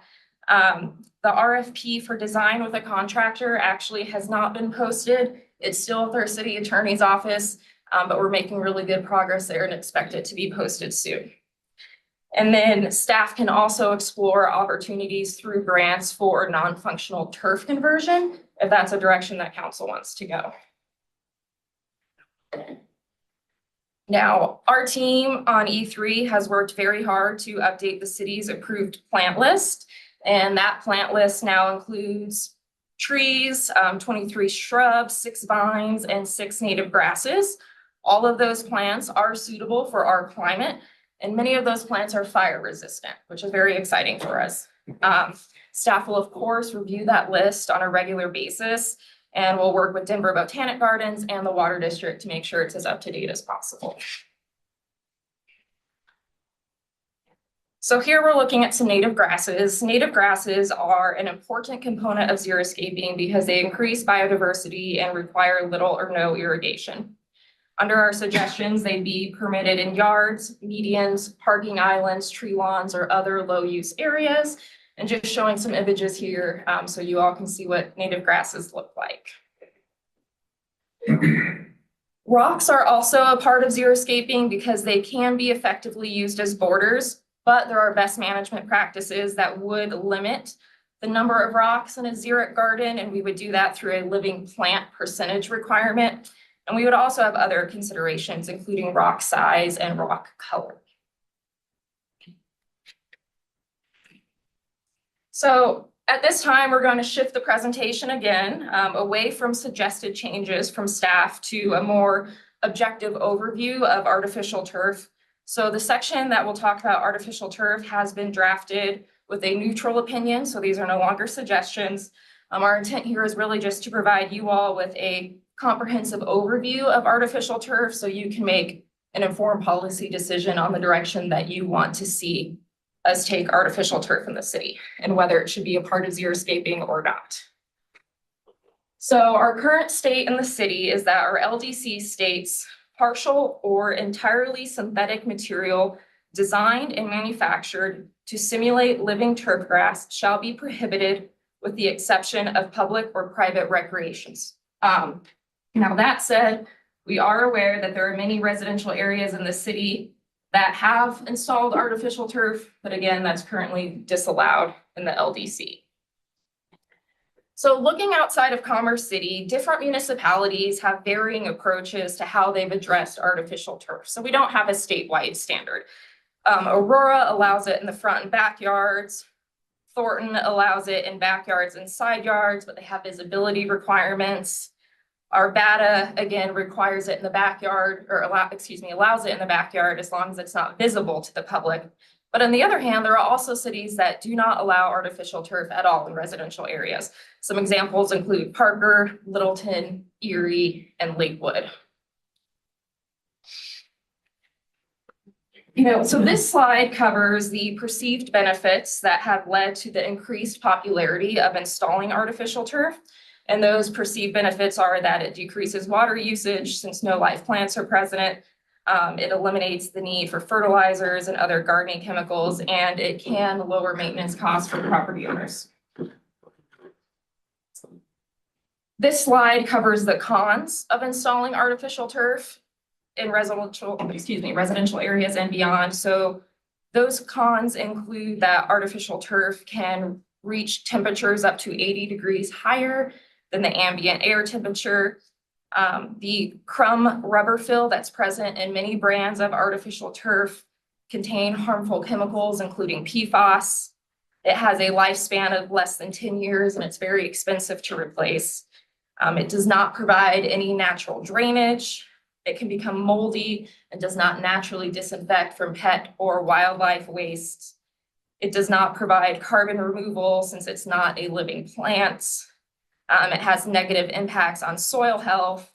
It negatively impacts landfills after its useful life, and it contributes to microplastic pollution. So if council were to allow artificial turf, we would need to put some best practices in place, including an inclusion of living plant requirements, permissible locations, and a requirement for live plant buffers, a PFAS-free turf requirement, including a list of allowable plant types and materials to be used for that artificial turf, and a limited percentage of yard coverage. Again, if council desires to allow artificial turf, then you could choose to allow it only in lots developed for single family use. You could prohibit it in all other areas. You could allow it in rear yards only. And then if you wanted to allow it in front yards, there are other requirements such as buffers between that artificial turf and the sidewalk that we see in other cities, and also tie in a living plant requirement as well. This slide goes into greater detail about how artificial turf would not change the existing tree requirement except to add additional trees or tree equivalents in visible areas. And finally, this slide, oh, I'm sorry, that came out a little blurry on the large screen there, but this slide provides an example of the complex irrigation system that would be necessary if we were to allow the installation of artificial turf. So that includes the presentation portion of the discussion. We do have several questions for council to consider tonight. I'll go over those questions. They're on this slide and the following slide, and then we can dive into the discussion. But I think it's helpful to know what questions we have for you all first. So first, does council support allowing code conversion to allow front yards and tree lawns to be xeriscaped? Does council support a code requirement for new development to include a certain percentage of xeriscaping? Would you want that to be multifamily and commercial or just single family? Does city council support non-functional turf conversion of city-owned land utilizing grant funds? And then finally, does council wish to allow artificial turf for residential use? If yes, would you accept the proposed best management practices? And I will say, if the answer is no, we don't have to do anything because the code already disallows it. So those are the questions that we're hoping to get some feedback from you all tonight. Happy to answer any questions that you all have for me or the team. We have several members of staff here tonight to help address any questions or concerns that you all have. Thank you very much, Ms. Hahn. Can you give context for this? I'm going to have other questions later, but I'm not sure that people in Commerce City actually know that the city has rules about their front lawns or their tree lawns. I don't think people know that. They think the HOA might, but not the city itself. So could you please provide some context as to what Commerce City allows and doesn't allow and why we're even discussing this today? Additional context beyond what we talked about. I don't believe there's anything there that I saw that indicated that the city has rules regarding front lawns and tree lawns, and that people in the community don't know that they have to get permission from the city to do landscaping. Sure. They might, some of us who live in HOA areas would think our HOA will decide. Right. But we would not think to go to the city. So that's what I'm looking for, is that kind of land use code kind of definition. So for that, I would probably rely on our city attorney who can talk to the code requirements for us a little bit, but you're absolutely right. HOAs, metro districts, et cetera, they can set front yard requirements. So I don't know that I can answer the question. If you want to restate it, I'm happy to try. I don't know that it was a legal interpretation. It looks like Jim Tolbert is the person who can. Thank you, though. Sure. I think Jenna did go over what the code requirements are, that essentially, we don't deal enough with xeriscape. You're right, the community doesn't really understand. Most, especially in the northern range, most of the tree lawns were done through the PUDs and done by the HOAs or the developer that didn't turn them over to the HOAs. We don't issue permits for people to do work in their yard, to do landscaping. And so that's why a lot of times that happens. People just go out and do it and they don't think, I think we've talked about earlier that we have landscape companies that they don't have to get a permit to do landscaping. So they've put in artificial turf in the backyard in places or side yards. They didn't ask any questions and they put it in, and it's been a reactive enforcement. If we get a complaint, we've dealt with it, but we don't go on anything and look in people's backyards. It's very confusing because some of the PUDs absolutely say it can happen. And as we've talked about before, a PUD is its own zoning as opposed to the code. If the standard is written in a PUD for landscaping, it takes precedence over the one in the in the land development code in those areas. So if they've written in and they've designed xeriscaping, then that's what governs what they can do. And so it's very confusing because some PUDs allow it, talk about it, lay out what it can look like. Others don't address it at all, and then they're governed by the land development code. But somebody living in one development that wants to do their yard doesn't necessarily know that, oh, that's a PUD that, oh, God, my neighbor could do it and I can't. So they go ahead and, like I say, landscape companies don't ask, so they put it in. So we've been chasing after it. And one of the reasons we wanted to, we want to get some clear standards is so that we can publicize it. We can make people aware of it and we can treat people equitably. Because right now it's very difficult. It's very difficult from an enforcement standpoint. I mean, quite frankly, somebody spent $20,000 putting in, artificial turf, let's say in their backyard or xeriscape. And we go out and say, sorry, you spent all that money, you got to rip it out. The landscaper is not going to take responsibility and say, oh, I'm sorry, I should have talked to somebody. They're going to just say tough luck and charge them again to do whatever complies. So we want to get, one of the reasons we're bringing it forward is, well, it's twofold. One is we want better environmental protection. And we think that we can put standards out there that are better for the environment or better for the water supply in this area. But two, so we can have equitable enforcement. We can know what the rules are for everybody. Okay, and before I take questions, I just want one follow-up. You said that the PUD has greater priority than the land use code? Yes, ma'am. So, and most of North Commerce City is under a PUD, correct? That is correct. If the PUD speaks to an issue like landscape, like the number of parking spaces that are allowed, things that are covered in the land development code, if it speaks to it, that takes precedence over the land development code. Because it's essentially when people do a PUD, they're writing their own land development code for that piece of property, for that development. Councilmember Dukes? Thank you. And I do agree, so a couple points. One is that when you put in artificial turf in the backyard, it's not just the turf, but they have to really level out the whole backyard, put concrete in, and that is a big cost. And so I do appreciate the Commonwealth making sure we're consistent.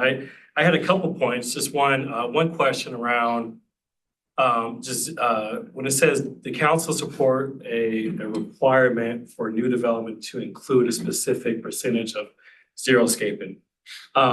Has that been talked to with our development community? Like, is there any unintentional consequences for having specific requirements, or is there any concerns that have been raised with folks that are actually building? We haven't had those conversations yet, Okay. but we wanted to see what direction the council, and then if we start drafting code, we would of course have public process. We have and stakeholder conversation. sessions, Okay. et cetera, Yeah. to make sure that the word is put out there and get their feedback as well. Okay, thank you. And my other question or comment, as far as, for me personally, artificial turf in the backyard, I'm okay with that, but in the front yard, I would be hesitant to approve that. So that's kind of my decision on that part. Of backyard, yeah, front yard, I'll wait on the front yard, but. Councilmember, would you support best practices for the installation? Because there are serious environmental implications if it's not done correctly. In the front yard? Anywhere. In the backyard. Oh, yeah, in the backyard environment, yeah, best practices. I would want to learn more about the front yard and just the what it looks like for a neighborhood, right? In terms of conversations, because if you have neighborhoods that already look kind of cookie cutter and we start having artificial turf and everyone, I don't know what that looks like in terms of. Right, and if we were to allow, if council did want to allow artificial turf in certain areas, we would want to rely on these best practices. We look at the municipalities who have done it, so we can require things like living plant buffers, et cetera, between, if we do it in the front and the sidewalk, or if it's just in the rear. But regardless, those best management practices for drainage, for example, would absolutely have to be implemented. Okay.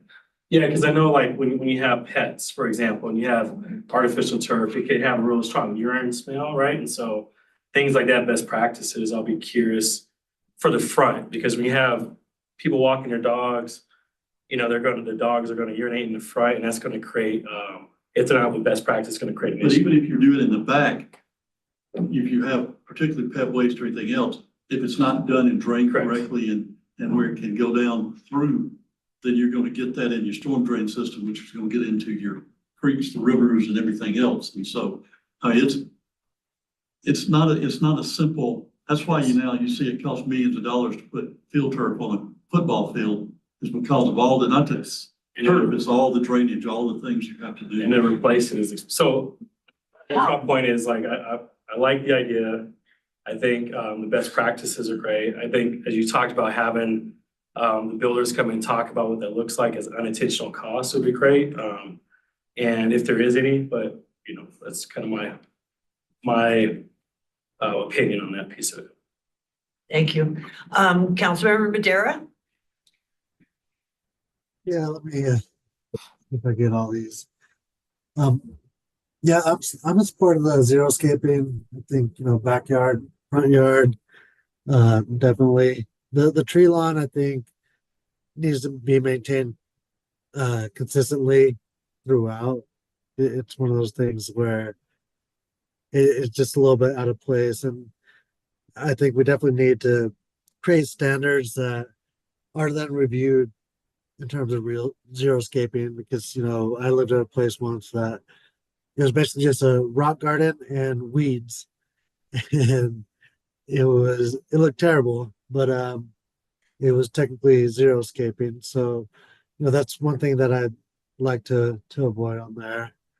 I think for city-owned land, we should definitely be xeriscaping. I think CDOT should be xeriscaping their medians through Commerce City, because technically they already are, but it's all weeds and it just looks terrible. So, that's one thing that it's kind of a buzzword that we got to be careful of. Artificial turf, I think we need to have requirements. As we all know, the water that is provided in Commerce City is groundwater. So we don't want to introduce PFAS or PFOA into the water. So we don't want to create a bigger problem to try to solve another.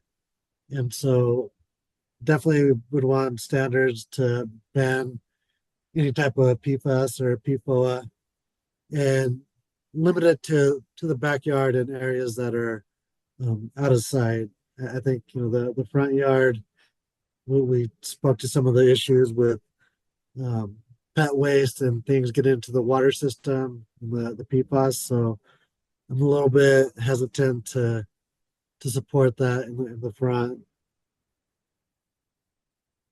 And to your point, Councilmember, about the design standards, that's absolutely why we would have those resources available. I think we're working to hire a landscape architect who would help out with that area as well. And of course, something we do have to keep in mind is the first year or two of having a xeric garden, it's going to look rock heavy because the plants are not mature yet, but we'd absolutely have those rock standards, for the color, the size, even the percentage. That way, when the yard is at maturity, we'd be avoiding that situation that you described with your first comment. Thank you. Thank you. Councilmember Chacon? Clarity question. So if it already has a PUD, but it doesn't mention xeriscape, then it falls to the LEC. Correct? If the PUD does not address it, The zero then the city standard goes to kicks that's in. the Yes, ma'am. But if they have standards for landscaping, Okay. it would supersede. Councilmember Ford? Okay, thank you. Quick, Oh, sorry, did you have another question? Yeah. Okay. A couple quick She questions. still has the floor. Sorry, I'll be fast. That's all right. I'm completely against AstroTurf because we already have so many issues with PFAS. So, and then it sounds like the city already pretty much bans it, so I don't see why we would go backwards on that one. Besides, xeriscape is supposed to be a natural development to work with the environment as it is, so AstroTurf doesn't make sense to introduce into the space. And then also, because of xeriscaping, we actually can address the issues with our soil because we have high issues of benzene. There are different plants that can actually be able to pull that from. So I kind of just wanted to throw that out there, that this is finally a refreshing thing to really see that the city can move with. But when we're talking about supporting a code requirement for new development to include certain percentage of xeriscaping for multifamily and commercial inclusion, how can we prioritize that commercial or commercializing the space, they kind of have the onus of starting with xeriscaping, but we can create some type of fund or grant to help with the DIC communities that want to be able to xeriscape their spaces but can't afford to do them. Like to see the inequity gap in that space. I took out a part of the proposal that we had, or the presentation we want to come back with is there are incentive programs that our neighboring cities have to help people replace turf grass and do xeriscaping. And we're looking for some grant money because we'd love to be able to tell you we found money to do that. But that, I think that's an important part to start making a change throughout the city. And we would be bringing you back some ideas about that when we bring the ordinance back, if that's the way you go. And one quick question, thank you. If we're looking at xeriscaping, how can we also look at trash maintenance? So one of the biggest things that even among CDOT or other spaces is all the collection of trash that is along a lot of our spaces, including our neighborhoods. How can we have, whether it's expanding the city's capacity to pick up trash in those spaces or just have a monthly annual cleanup, even with volunteers, something that we can address that. I wish Mr. Maxwell was here because he's putting together a program to actually address that and much more aggressively than we've ever done with using a contractor to help pick up trash and keep the places clean that we continually have those issues. So we'll see when he's here at another meeting, we can get him to talk in detail about that. Thank you. I appreciate you. Any other questions? Okay, Councilmember Teeter? Councilmember Ford is next. I know. Oh, sorry. You already had your hand up. I had my hand up. He had his hand up before. Councilmember Teeter, can you hang on? Sure. All righty, Councilmember Ford. I think this is great and thank you for all the information. But in the past, growing up in Commerce City, being here my whole life, some of the problem is in some people's minds, xeriscaping is tear out their grass and just cover it with white rock or something of that nature. And, sometimes that looks terrible. And so, I'm not against xeriscaping, but to try to get people to understand what those parameters are. And because some of these things have already been done, I live in River Run. And there's some tree lawns people have torn out and just put white rock in or put bricks in or whatever. How do you get that cat back in the bag? Number one, it's been there now for years, and to go back and go, hey, by the way, you shouldn't have done that when you did it. Now we want you to go back and resod it and put irrigation back to it. Could be a real problem because it's not like it was, 6 months ago. It's been years. And the HOA hasn't said nothing to them. The city hasn't said nothing to them. So is there a grandfathering clause? How do we get around some of those issues?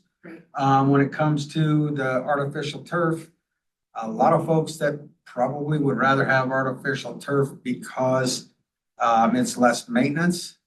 When they know what you have to do and the preparation and the costs of the drainage type systems.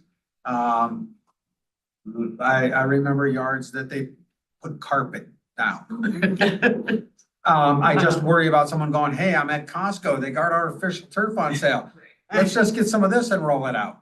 And all of a sudden, hey, so what are we doing wrong?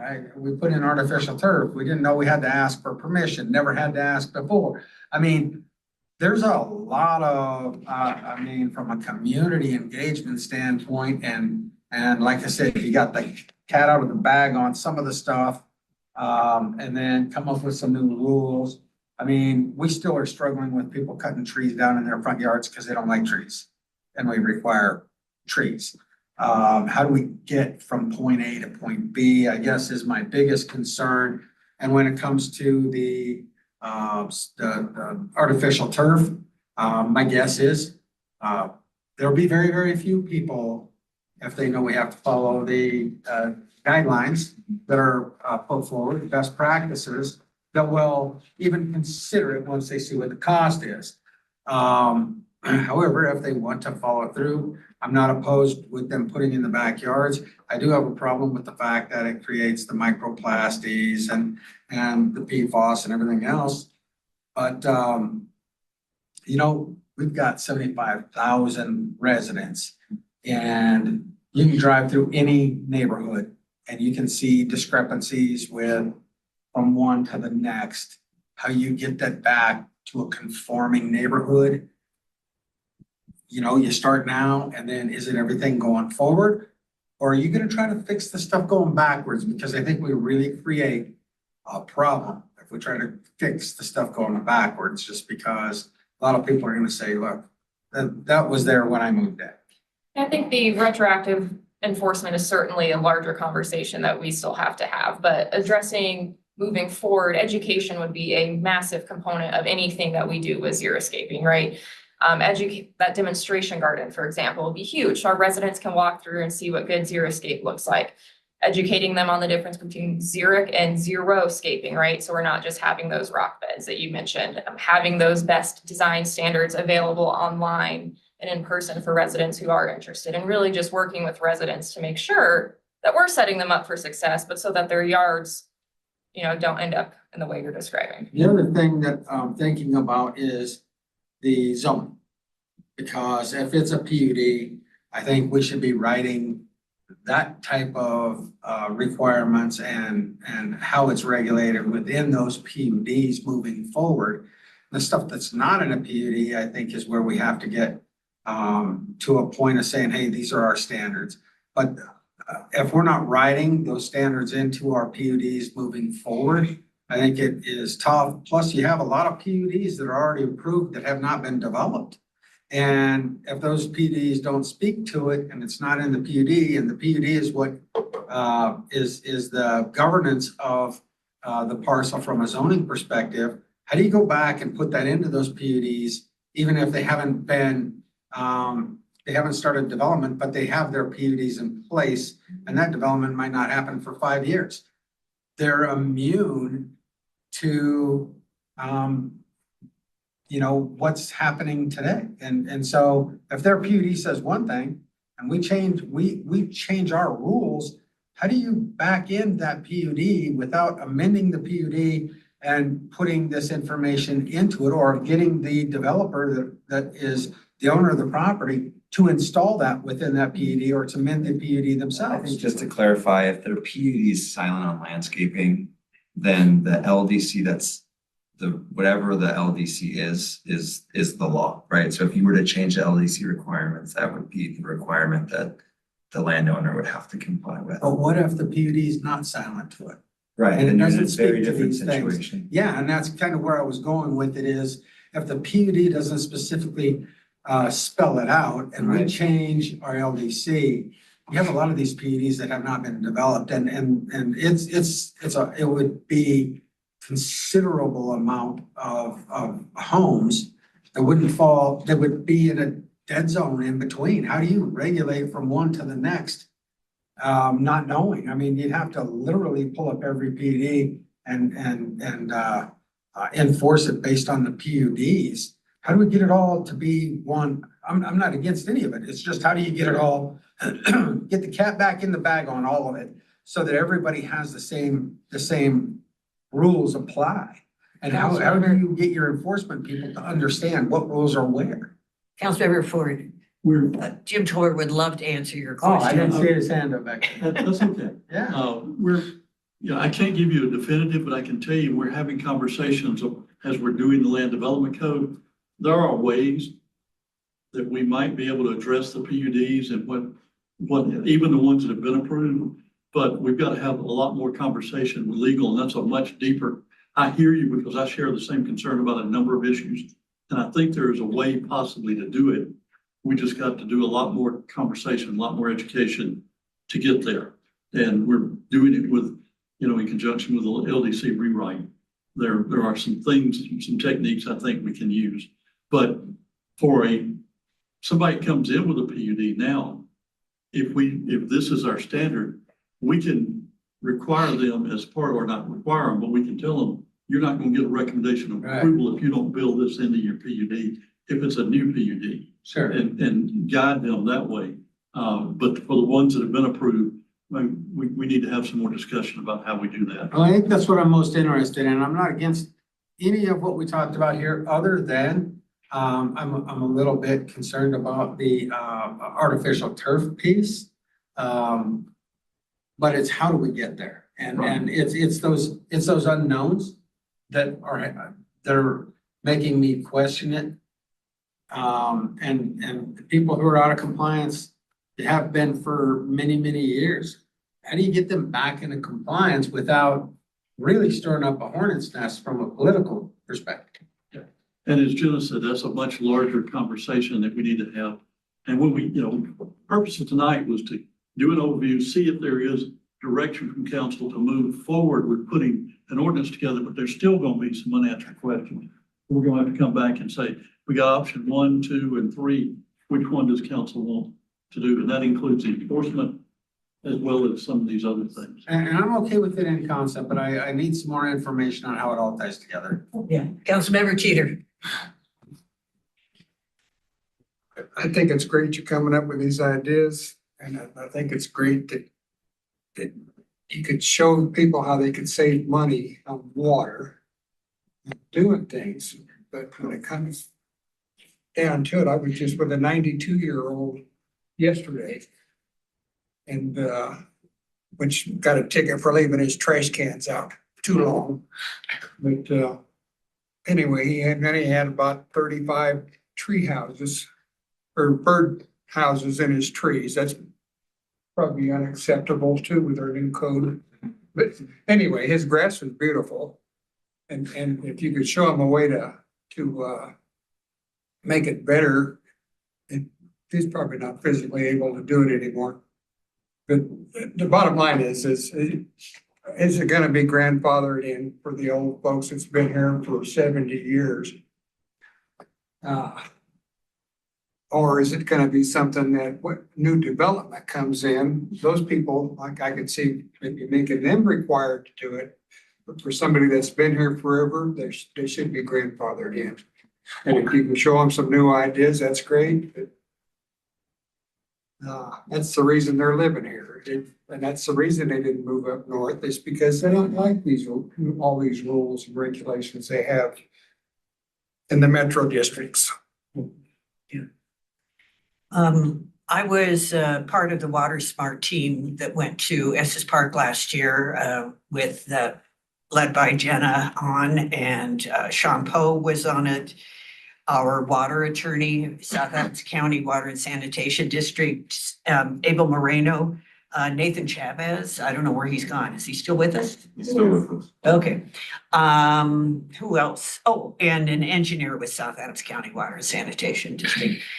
During those 2.5 days, we were in Estes Park for these several symposiums. They didn't bring up artificial turf. And when we came back and met in a small group over Zoom, we asked that question ourselves of why didn't they bring up artificial turf? If that's supposed to be an alternative, why didn't they bring it up? So the attorney, Andrea, reached out to them and she put in her email, absence of real plans for carbon removal and other environmental benefits, plastic fumes, landfall impact after useful life, exacerbating the heat island effect, potential issues, effective permeability, drainage, negative impacts to soil health, and possibly soil water content over time. And Andrea followed up and said that she had talked with a public works director in another municipality, and he warned of PFAS concerns with artificial turf, particularly in areas served by groundwater supplies like Commerce City is. And so they wrote back from Growing Water Smart and they said, you are correct. We do not include artificial turf as a solution or tool for reducing outdoor watering for many of the reasons you outlined below. They referred to Western Resource Advocates, and one of the authors was one of the co-facilitators of the weekend. It's actually expensive to maintain artificial turf at times as well. Putting it in for one thing, plus you have to keep it clean. You know, you just can't let it sit there and collect dust, and you do have to rinse it off and so on and so forth. And you never know what's happening under the soil. Our own in energy, equity, and environment leader also says that the rates of infections are alarming because of a bacteria soup. Plus mycelium underneath is smothered, so plants around it do not do well. The plastic degrades into water systems and affects chemical contaminants and interferes with stormwater runoff. There was a home right next door to us that's had artificial turf ever since we moved in 10 years ago. Magnificent. We moved to our home because of the magnificent evergreens behind our house, 3 of them about 30, 35 feet tall. And the one closest to that backyard with the artificial turf died because, you know, what was coming out of the yard, what was being rinsed out, even with pets, they don't really disintegrate well when it's on that kind of turf. It is a really complicated issue because we don't own our own water system. And other communities who were there do own their own water systems, so they can offer rebates, they offer incentives, they do all kinds of things, and it makes sense to people then when you're doing it from the water department's point of view, and we don't have a water department. And even in the case, you know, sometimes like there's smaller rocks along 104th where it's wavy by on the north side of 104th, there is edging of rocks, and those rocks are already weedy. There's a lot of weeds in those rocks. We noticed as we were driving by, and then across the street, there is a development that did xeriscaping, but they're not maintaining it. It's supposed to be the HOA maintaining it, but they do need to cut down the dry xeriscaping until it all comes back. They have to do that at a certain time every part of the year. So it's very complicated. I love the idea of xeriscaping, and at Growing Water Smart, they called it Colorado-scaping because it's not no water. It is simply less water. You can put in grasses. Tahoma 31 is low water. There's another one called dog turf. It's low water. So it's not like you have to be without grass, or certain types of grass. And I do hope that those kinds of grasses are added to the plant list. They weren't on the plant list. I hope they are added. I think that you're absolutely right about doing a PUDs. Future PUDs is having that as a requirement. I am part of the Development Council for Adams County Regional Economic Development. And the developers are all moving to xeriscaping. They actually love it. They think it's better than grass. So some big projects are all xeriscaping these days. If you're going to talk about rock, I would at least say rocks can be larger than small, because what if you want to put in a big rock, big rock, like boulders, and make some special effect or something? You'd want to be able to do a certain kind of rock. You just don't want, you want the rock to be deep enough so it doesn't roll off into the street gutter. That would be important. Non-functional turf is not, that's not artificial turf. That's just turf, as in grass, that you wouldn't put a baby on. It's not like you're going to go sit on that for a picnic or something. It is street lawns, parking strips, which is a great place to start with this. But the education has to be so enormous on this project in terms of, one person's natural landscaping is somebody else's weed. So it's going to be an interesting challenge. And I do hope we do something. I am, despite all I said about artificial turf, at least maybe in the backyard, but it is made out of plastic, so I'm not sure about it. And I would certainly grandfather the people in who've already done things, you know, there's nothing we can do about that. Yeah, I Yes. just want to clarify one legal point, Sure. which I think would apply to the new LDC as well as it currently does, but there's language in the LDC. There's an applicability provision for the landscape requirements, and it's only for new development. So my assumption is that that would be the same applicability if there was a code change for landscaping. In other words, we would not be going back to other property owners that are not doing new development and saying thou shalt xeriscape. So make it apply to new development. Yeah, if, I'm assuming that's what the plan is, that's what's currently in the code. Although wouldn't you Yeah. want people who have existing homes to be able to convert their yards if they want to as well? And that's absolutely why Jim mentioned I'm sorry, Jason, do you want to? No, I'm saying that's where we have that's where the modernization of the land development code is to help remove some of these conflicts, because it thinks about new development, it doesn't think about existing development, but you have to apply the standards and practice to all involved. So that's a conflict that needs to be addressed, is the applicability of those allowances or exclusions in its totality. Right, because my understanding for the area I live in, which is one of the Reunion Metro districts, is that they allow artificial turf in backyards.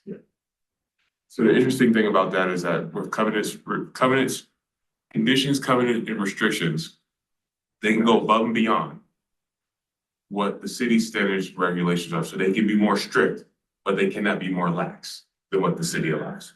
So given that we have a code provision that doesn't allow artificial turf, CCNRs do not subjugate or usurp what we have as a requirement. You know, and the other aspect of xeriscaping is what happened in the Paseos.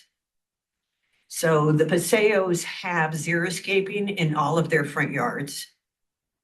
The backyards were basically up to them, but of course, that turned out to be quite a nightmare when it came to drainage. So did that developer get permission to do xeriscaping in the front yards of all those homes? I would say without seeing and looking at the actual development plan, where we would see the proposed landscaping, whether it's xeriscape or compliant with our traditional approach with turf in certain locations.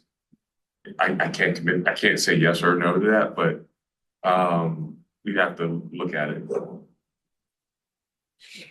It would seem to need to include some sort of, and it's so subjective, of course, but some sort of standard for appearance.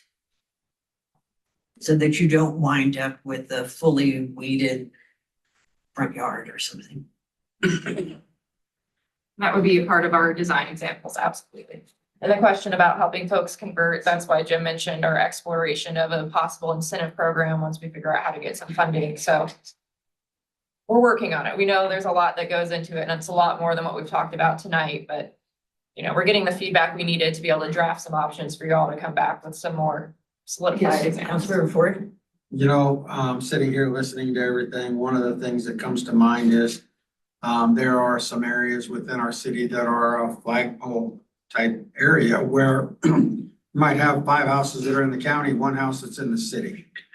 And you take some of those areas, like the neighborhood where Councilman Madera lives, you go in and say, okay, this one property has to come up to this standard, and you have, you know, 80% of the neighborhood doesn't have to meet that same standard, kind of defeats the purpose and the impact on that flagpole area.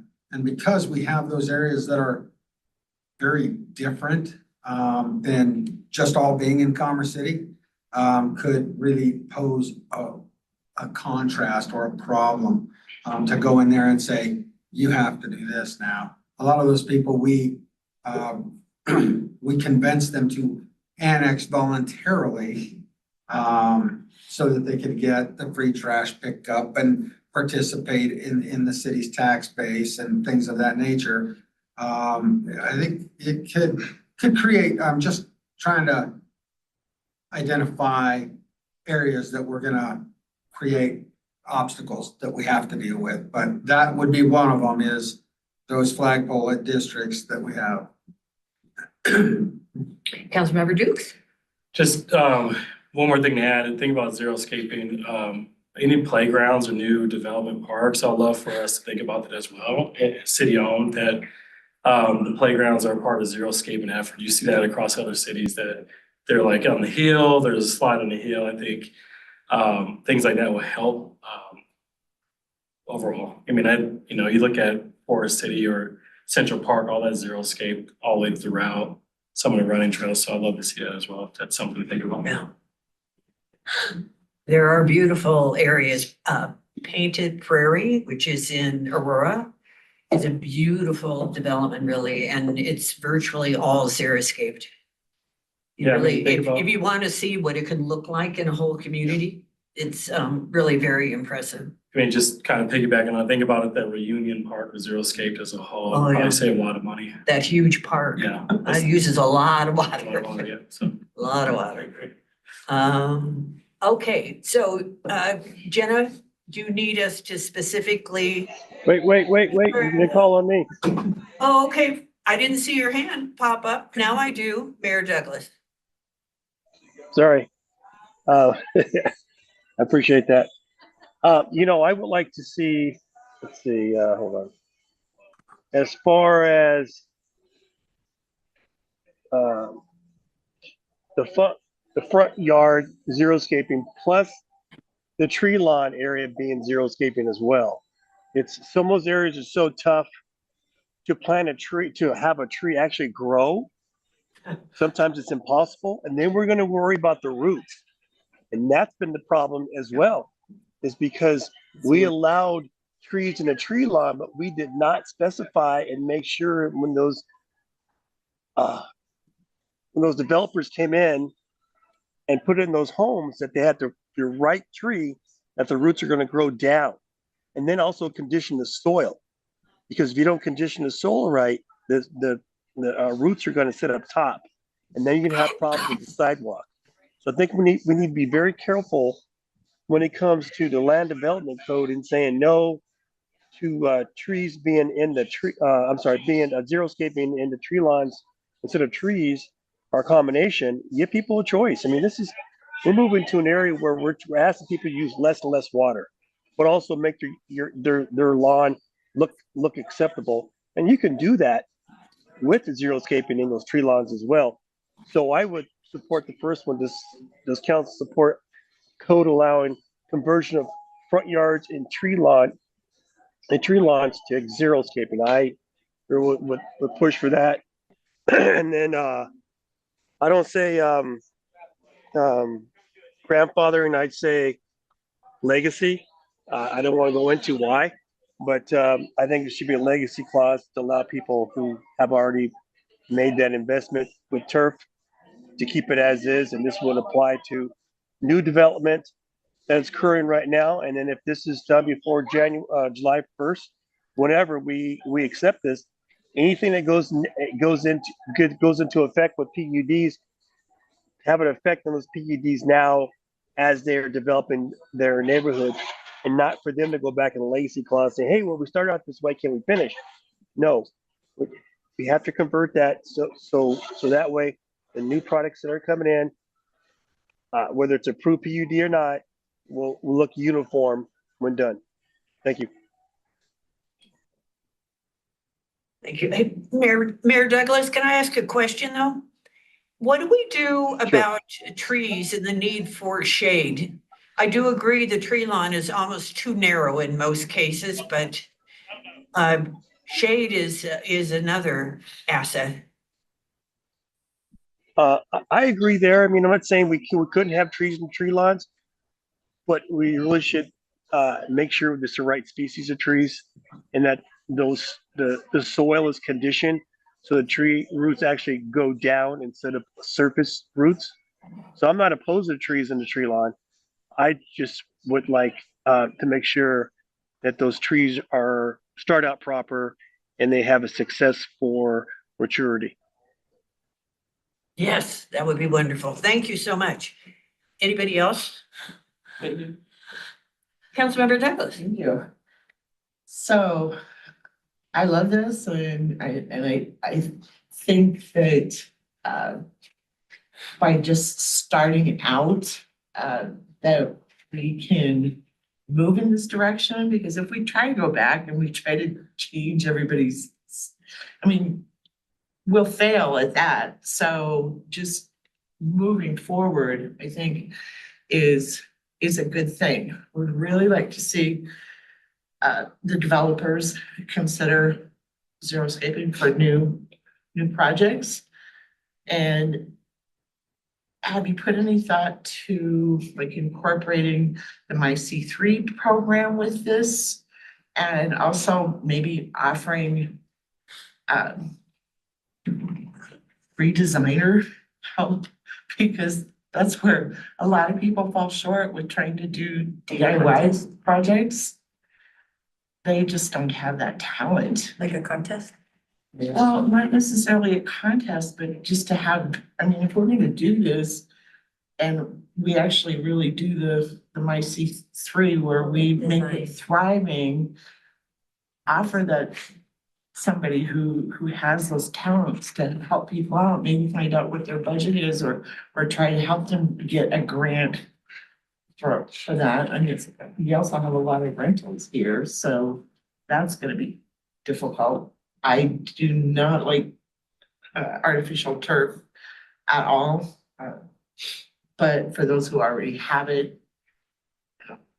it would be, I like the term legacy just to let it go. But I think if people start seeing this happen, they might be more inclined to go in that direction, because they like what they see rather than having something shoved down their throats. And maybe, you know, with grant money, maybe we could get some of the materials that are needed.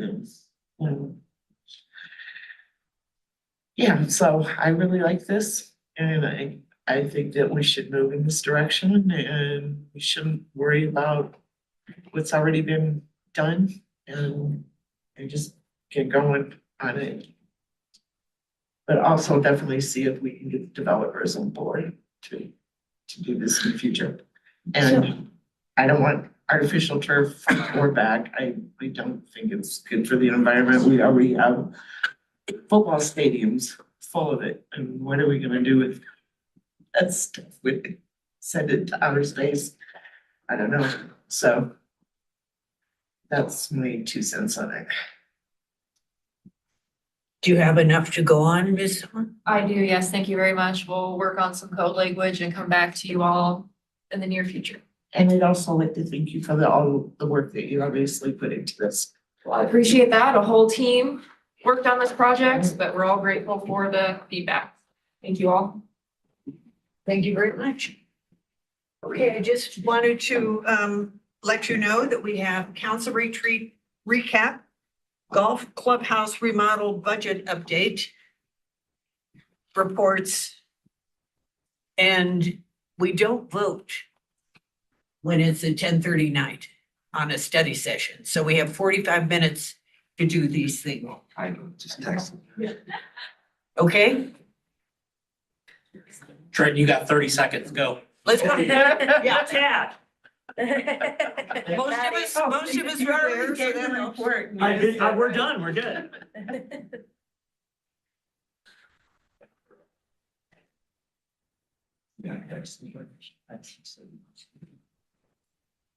I'll try to make it quick, because I'd like to leave it for the last slide to have a little bit of a discussion. So, good evening, honorable mayors and city council. Thank you for having us today. We'll be recapping the 2024 city council retreat that was hosted at the MSC on April 15th and 16th. In this presentation, I'd like to recap the events, of the retreat, talk a little bit about some major, themes that we received from the retreat. Also update a little bit on the bike rack and the follow-up items. And then I would hand this over to City Council Rogers to discuss a little bit more of the exciting dialogue, in regards to the development. Y'all are city council, I'm city manager. This is actual. Say that? You said City Council Rogers. Oh my gosh. Not how it's written. That's not how it's written on the. That's all right, no worries, he's just your boss. You got promoted to a whole room. Hey, I was looking out for him. So on day one, of this retreat, we started with group norming and the discussions about forming, storming, performing as a group. Then the executive director of the Colorado Municipal League came in to present to council on the resources available from CML, as well as takeaways about the roles of city council members. We closed the night with an update on the economic development strategic plan. And then the following day, the group gained information about policymaking context from various issues, such as the status of the city budget and finance presented by the Director of Finance, Teresa Wilson. The cost of study or the cost of growth study presented by the EPS and John Borzaley, and the National Community Survey presented by Polko. Following the conversations, the rest of the day, we spent exploring and dissecting development in Commerce City. We began with an overview of policymaking challenges and development for my second, Trenton, before diving into a deeper conversation about the roles and regulations and the type of development desired by City Council. We closed with the conversation about the capital investment program, and council highlighted their areas of priority. A full recap can be found in the retreat report that we provided for you tonight. I want to talk a little bit about the themes. There were a lot of excellent and stimulating conversations at the retreat. And so there were plenty of lessons to learn. Our team identified a few that we thought were worth highlighting. The first one was Mr. Bomber from CML helped council better understand and apply their various roles in city governance. This reminded everyone that council members are asked to be policymakers, big picture thinkers, customer service representatives, and leaders of the community. Sometimes these roles will be in conflict, but the group identified that they need to work in lockstep to solve these challenging problems. Another thing was the consensus in building among city council members in this retreat. Council reflected on how they perceive their alignment on values, skills, and other aspects of power partnership. The result of the survey and the conversation that followed revealed that while council shares common values, there is still progress to be made moving and acting as a body. Finally, because of how important development is to Commerce City, we heard various perspectives on the commitment to balanced and forward-looking development. But we also heard of various perspectives of short-term and long-term consequences of looking forward on development. But we also, as Mayor Douglas said in the meeting, the council role in development is to plant the seeds for trees whose shades will likely never sit under. We work with City Manager Rogers and his team on identifying a key development statement as Commerce City supports transformative and healthy growth and development. City Manager Rogers will bring the statement back during this session. So finally, there were a number of follow-up items identified and requested by City Council at the retreat. The first of the various was the bike rack items. As you can see in your report, we did provide that list. There's also the list that included the CIP discussions that we're currently working on, and diligently will get follow-up on most of these items that were presented at the retreat. We also included the contract to the Republic Services contract, and are working with finance to get you a report in regards to the industry's revenues that was promised, and hopefully we'll have that within these next couple weeks. Finally, at the end of April, we are working on the strategic plan quarterly update which we'll be bringing back to this group. Also looking at some of the progress, based on the objectives that were completed during the first quarter, and also bringing some different types of reporting. And hopefully, that'll be meaningful for this group, and see if we can adjust those type of reporting to you, as far as the strategic plan. The next part is I'm gonna hand this over to City Manager Rogers to kind of discuss the development discussion that we had. So I'm gonna bring this over. And the statement of development is based on the conversation at the retreat. Staff is requesting council to clarify support for the following statement. Commerce City supports transformative and healthy growth and development based on the discussion that we had during the retreat. So to Armando's point, there was a healthy conversation on Saturday afternoon and around what do we want to see Commerce City be going forward with respect to continued development within our community. What are we looking for within our development of our community? There was a broad discussion on the type of housing do we want to see going forward? Do we want to continue to see the traditional large lots, single family detached? Do we want to see more entry level, more denser products such as your multifamily, such as your single family attached? What type of amenities do we want to be able to see that connect our residents so that they really have that live, work, play environment to be able to flourish, but also to be able to foster and facilitate the type of community connectedness that we're looking for. So what the statement is trying to communicate, as we shared on Saturday, is the community, the broader community of those who want to come here and be a part, want to invest money into the city, are looking for, what do we want to do? Do we want to be a transformative and healthy community that supports growth and development, or do we want to be something else? And that question continues to remain. That comes to me from the development community. And for some of you all, you weren't there to participate in the conversation. So we thought best, we need to continue the conversation and see what we communicate to those who ask us that in our day-to-day operations. Unfortunately, wasn't able to be there for that half. One, as a teacher, grammatically, that is a terrible sentence. But overall, I would reword it in the sense that Commerce City supports transformative development accountable to healthy growth. So that kind of, the point isn't just to have healthy growth. Healthy growth can mean just economically. And we kind of leave out public health and safety in a way that doesn't specify and just be in Commerce City. There has to be a level of accountability that the city catches that. So I would just add the word accountability, move transformative development in that sense, because that's what's really, the point is to transform development to meet a new paradigm. I think for the conversation, That's good.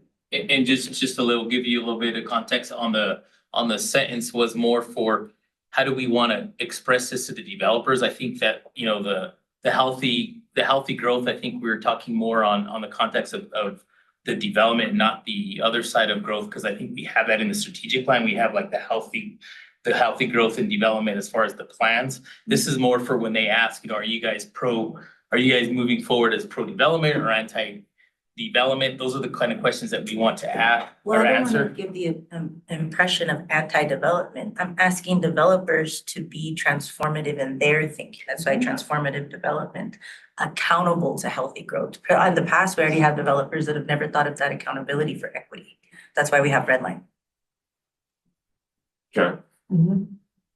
There's especially high density. Hey, raised hands on the screen, I could see you, but I have people here who've raised their hands already, so hang on a minute. Mr. Rogers, did you want to say something? No, I'm just gonna take it all in and I'll. Okay, Councilmember Douglas? Thank you. I agree totally with Councilmember Chacon. We already hear from the residents. They don't want more neighbors. They want places to go and do things and you know, schools to support the people that are already here and So, I mean, this is kind of a baited question or a statement in my opinion, because it's like, it's almost like you want the council to say, to tell the developers what they want to hear rather than. So full disclosure, we talked about this that Saturday. Developers don't want you to tell them what they want to hear. They want to hear the honest truth about what you expect and what you anticipate. And quite frankly, I can't give them that because I don't have that from the council. I thought we had this was a point of the retreat. Are you saying that we still need to have this conversation? You all didn't come full circle at it on the retreat. You all wanted to continue the conversation at the retreat at a future date because there was still outstanding, at the end of the day, when we're approached as staff and a developer's coming in and they have a piece of property that they want to be able to develop, they have a vision, they have their own expectation. They asked the question of me and my team, and like I said, we're the messengers here. What does the council have as an expectation for how my property, my land can help play a role? What does that look like? Okay, And I let me go can't give to them an answer. the people on the screen so they might be able to help. First up was Mayor Douglas. Thank you. I would say that, one thing I believe we should have on the screen, maybe quarterly or once a month, is show our residents what areas have already been approved for Metro District that has retail on it and residential. I think the developers need to start building and doing what they were asked to do, what was already approved. They don't have to have our consent to move forward. They need to start moving forward. That's the problem. We aren't holding them back. They've been approved for a lot of projects and they have not delivered on their side. So city council is not holding them back. So I am tired of hearing that statement because when I was on council for 8 years, we didn't hold the developers back. There's nothing there that says we're holding them back. I want those developers to come to the city hall and show face to say, hey, you're holding me back, and explain to us how we are holding them back. Because I think we gave them the green light when they were approved for their metro districts and for what they can build in their areas with retail and commercial. They're the ones who are holding back, not the city council. So I would say that again, please tell them to start building what has been approved. Okay? Because a lot of, and our residents don't understand, we're not the ones who dictate yes and no as far as a certain development coming in or a grocery store coming in. That's also the developers too accepting that if that's what they want to go forward with. And if their answer is, oh, we need to build more residential, well, they already been approved for residential. Do something. But I'm tired of hearing that we are holding them back when they already are approved. So, and can you explain that? Because it's one hand where you're saying what the developers are saying, but on the other hand, it's been clear for years the council has approved for their development, but they have not started on their side. So Thank you, Mayor Douglas. I think Councilmember Madera had his hand up also. Yeah, so I probably see You this. were out there. We only see one of you at a time. It's hard. Go ahead, please. Yeah, so as a lifelong resident, I see this statement probably different than most. Growing up here my entire life, we have had transformative growth and development. That's why we have these beautiful communities up north, and all these people that moved in that would never have considered moving into Commerce City prior to that.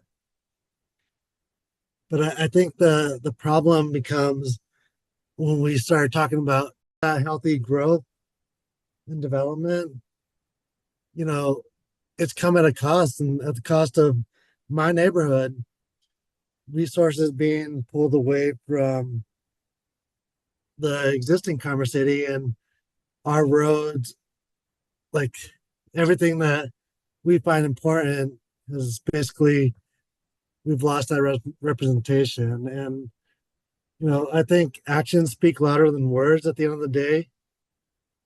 It's a lot more important than any statement that we can write down. We have to prove through our actions, right? For any kind of development, and the next topic leads directly into this. It costs any development $500,000 just to come up with plans, get permits before even building. So are we supportive of that process through our consistency, through them being able to rely that we have a process in place that is going to be reliable to them making that kind of investment on the front end? Or are we going to be, say one thing and then do something else and set them back in the timeline, cost them more money, and then at the end of the day, the project gets so expensive because it got delayed that it's no longer a viable option. So I think, I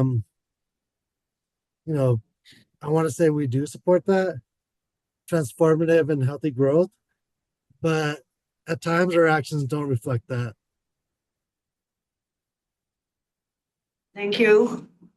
Councilor Ridgewich. Just to add, I want to support this statement and say healthy growth and development, and really be just kind of piggyback on Councilmember Madera's point around just being consistent in how we review the criteria.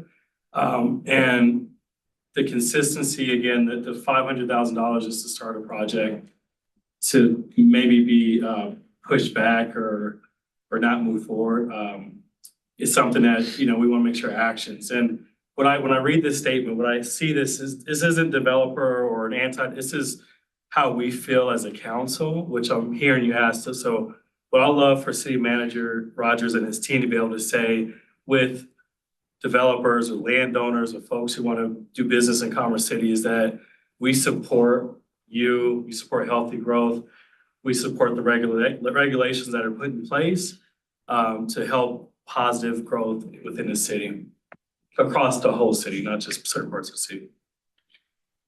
Councilor Richcombe. Just because healthy growth can be interpreted so differently, what an industry looks at and a commercialization to what residencies looks at too, I think it still needs a description of what does that look like. And if it means our consistency, I feel like accountability should still be in there to that degree, because whether it's our accountability or industry's accountability, that's the transformative nature of what we're asking. And you all can be as voluminous as you want with this statement to give specificity about expectations about what you want to see come into the community, how you want to see how things in the built environment create that healthy connection with what I call it nature, with safety, with the type of product that people want to live in, want to work in, want to play within. All of that is, for lack of a better word, placemaking and creating those destinations within communities that people take pride in. And those are the type of statements that the development community needs to be able to be thinking about how they go about bringing that to fruition. I think that one thing that needs to be accepted by the development community is that if they seek an exception to a regulation or a code or something like that, then they are going to come before the city council and the planning commission, and then they will have to face down criteria, period. So if you want to comply with our regulations and our land use code, then there's no issue. They go through you. They get administrative approval. It's when they want to operate outside of the lines, that they have to come before the city council. So are you talking about developers who want to operate outside the lines? Or are you talking about developers who want to operate inside the lines? Which is it? I've heard from both. I think, quite frankly, it's the consistency of decision-making. We talked about it that Saturday. The comments that have been raised around the volatility of decision-making about things being called up. If they're operating within the four boundaries of what we've identified as regulations and standards that have been set forth within the land development code, or those that have gone forward with a PUD. Once again, sharing with you the feedback that I get and that the messaging that I want to be able to bring forward about how to communicate so that they can navigate the process to try and to accomplish your expectations. What is the feedback you're getting from the community, Mr. Rogers, on what the residents would like to see in terms of development? What feedback are you getting from them? The general feedback that I get from residents, and once again, that's depending on who stops me, right? They want to see the grocery store, they want to see the retail. And I don't argue that. I want to see the retail. I want to see the grocery stores, right? I live in the northern range, so I'm a part of that contingent that wants to see those things be delivered at the same time. However, at that, we don't dictate the free market. We don't dictate how somebody wants to bring forward the development of their property that they've had envisioned since the adoption of the comp plan and the adoption of the land development code or their PUD. And they want to be able to see that be applied in full force and effect. So we've got one side of the coin that. No, I was just wondering about what the community is saying, not what the developers are saying. We know what they're saying. But what is the community saying? I have to look at the community broad brush. That's both not just residents, that's business owners and the development. Correct. I'm simply trying to get from you what it is you hear from residents about what they would like to see in Commerce City. I know you like to spend a lot of time with residents. What are you hearing from them? What do they say about traffic? What do they say about the kind of housing they need? What is it that you're hearing from them? Well, we're missing a lot of entry-level housing, quite frankly. We're missing housing for your young professionals, your young families, and a number of that's condos, that's apartments, that's your entry-level, smaller, single-family detached homes that give you somewhere how to be able to build equity. You've got those who have moved into a community that lack the amenities, whether it's private parks, some of the delivery of our larger parks, whether that is retail offering from a whole host of it, whether it's medical offices, whether it's dental offices, whether it's hair salons, nail salons, because those are your daily living needs. And when you think about that along the 104th corridor, that's the main arrow that we have to shoot right now, because we're not seeing that demand in other areas. And when we think about some of the communities that are half built and not being built out, when we have more of a demand and hearing from some residents, having more of a demand allows for greater options for them to be able to go select, be able to go buy, to be able to go move into a community that, and not have to be as though they're being forced into it, because that's the only option that they have if they want to come into Commerce City. So, and What yes, about metro districts, the costs of metro districts when it comes to taxes? if I'm being honest with you, I don't hear a lot about Metro District from the broader community, to be honest. I'll send them your way. But by all means, but I guess where I'm going with it is you hear the pros and the cons on both sides, right? There's the people who think we've got enough population that we should be able to start seeing the things that other municipalities are. And then there's the other communities, members of the community that say there's more that can be delivered if, once again, we keep the open mind that other people want to do what we've done. That we found Commerce City as an opportunity to grow our families, to grow what we need to be able to do, and we want to be able to have that assurance for others that want to follow suit. So I've heard Personally, I'm both glad ways. you mentioned parks, because that's something we definitely could use in every project. Councilmember Douglas, you had a comment you wanted to make. Yeah, so when I overhear developers saying what they want to, they want to build rentals. So they want to build apartments. because that's profitable for them. They want to put in more gas stations, convenience stores, the same thing that we keep getting. And we've had these discussions forever. So I mean, if they think we're anti-development because that's the only thing that they want to bring in, yes, because that's all they want to bring in. I mean, I hate to be so blunt, but it's the truth. And I appreciate that. And I'll say I've heard from a broker of a targeted industry that we've been going after, and the comment that they made is, you know, Commerce City, as much as we'd love to be able to see a sit-down restaurant, we're not necessarily at that stage right now. Now, this is coming from a broker who, you know, panders to that group. The next step in their mind for us is going and finding that fast casual that is just the kind of organic, natural step from where we have today with our fast food industry that has been a proliferation within the Northern Range. Now, in that, there comes an expectation that you have to take that fast casual with some of those uses that you've seen proliferate, because that's how they're packaging deals on the commercial aspect of the side.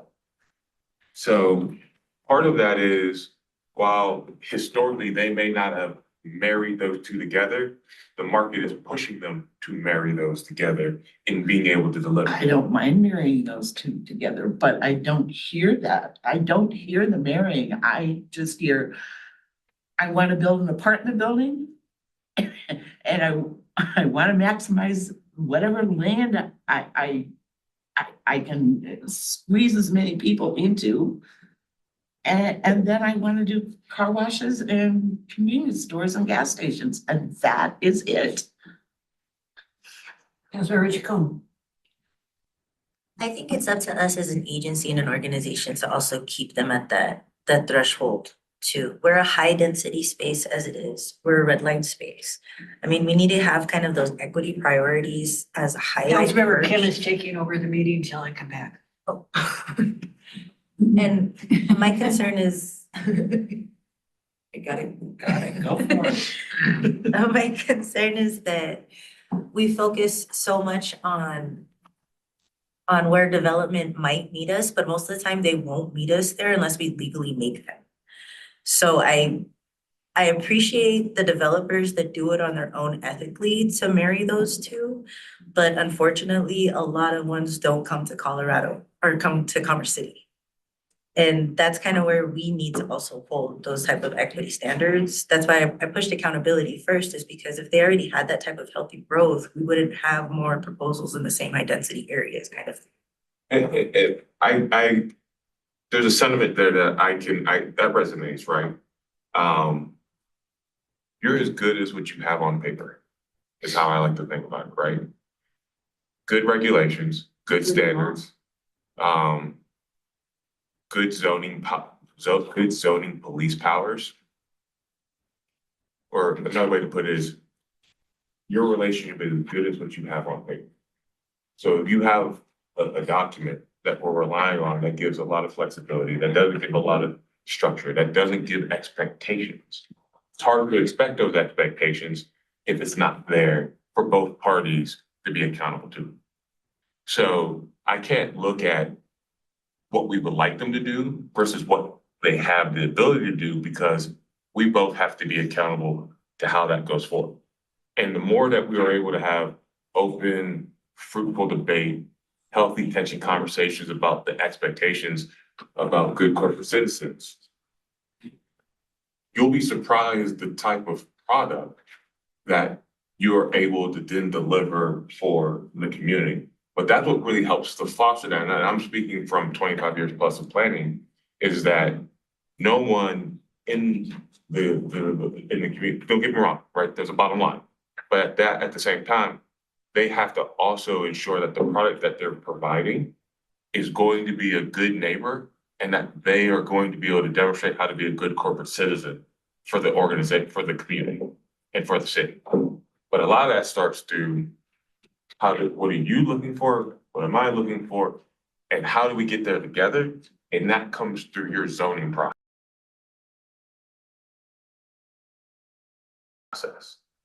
When they're in front of you and they're communicating, this is the vision I've had for my property since it was handed down to me.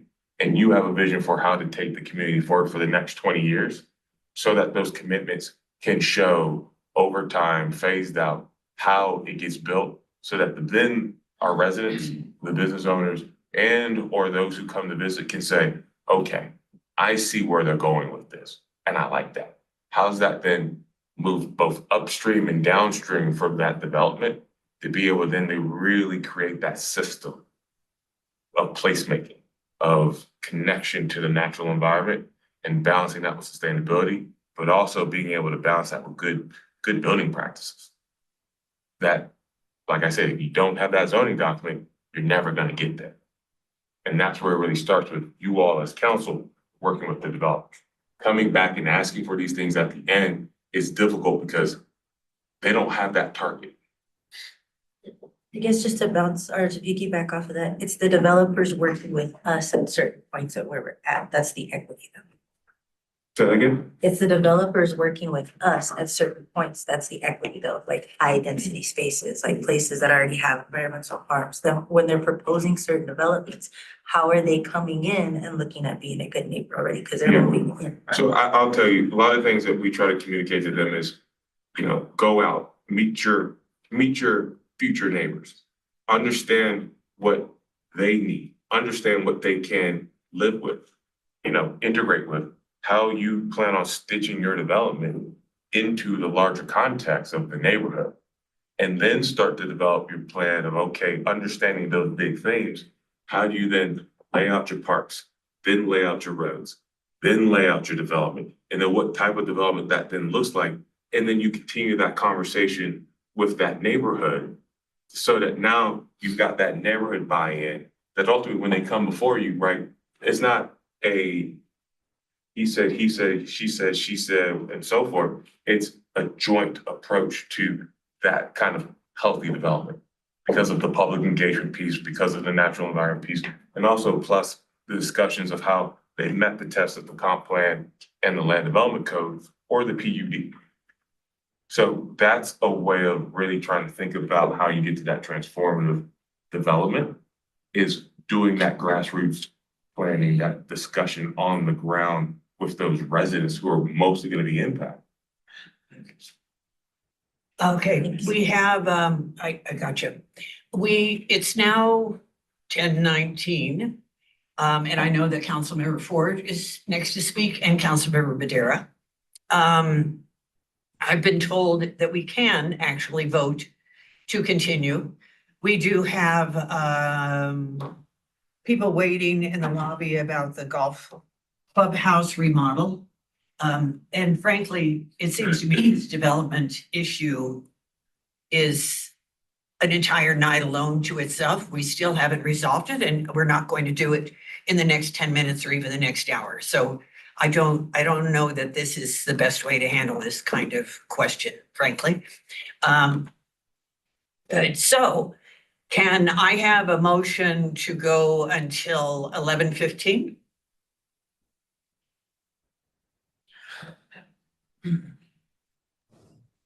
Anyone? No? Okay, can I have a motion to go until 10:45?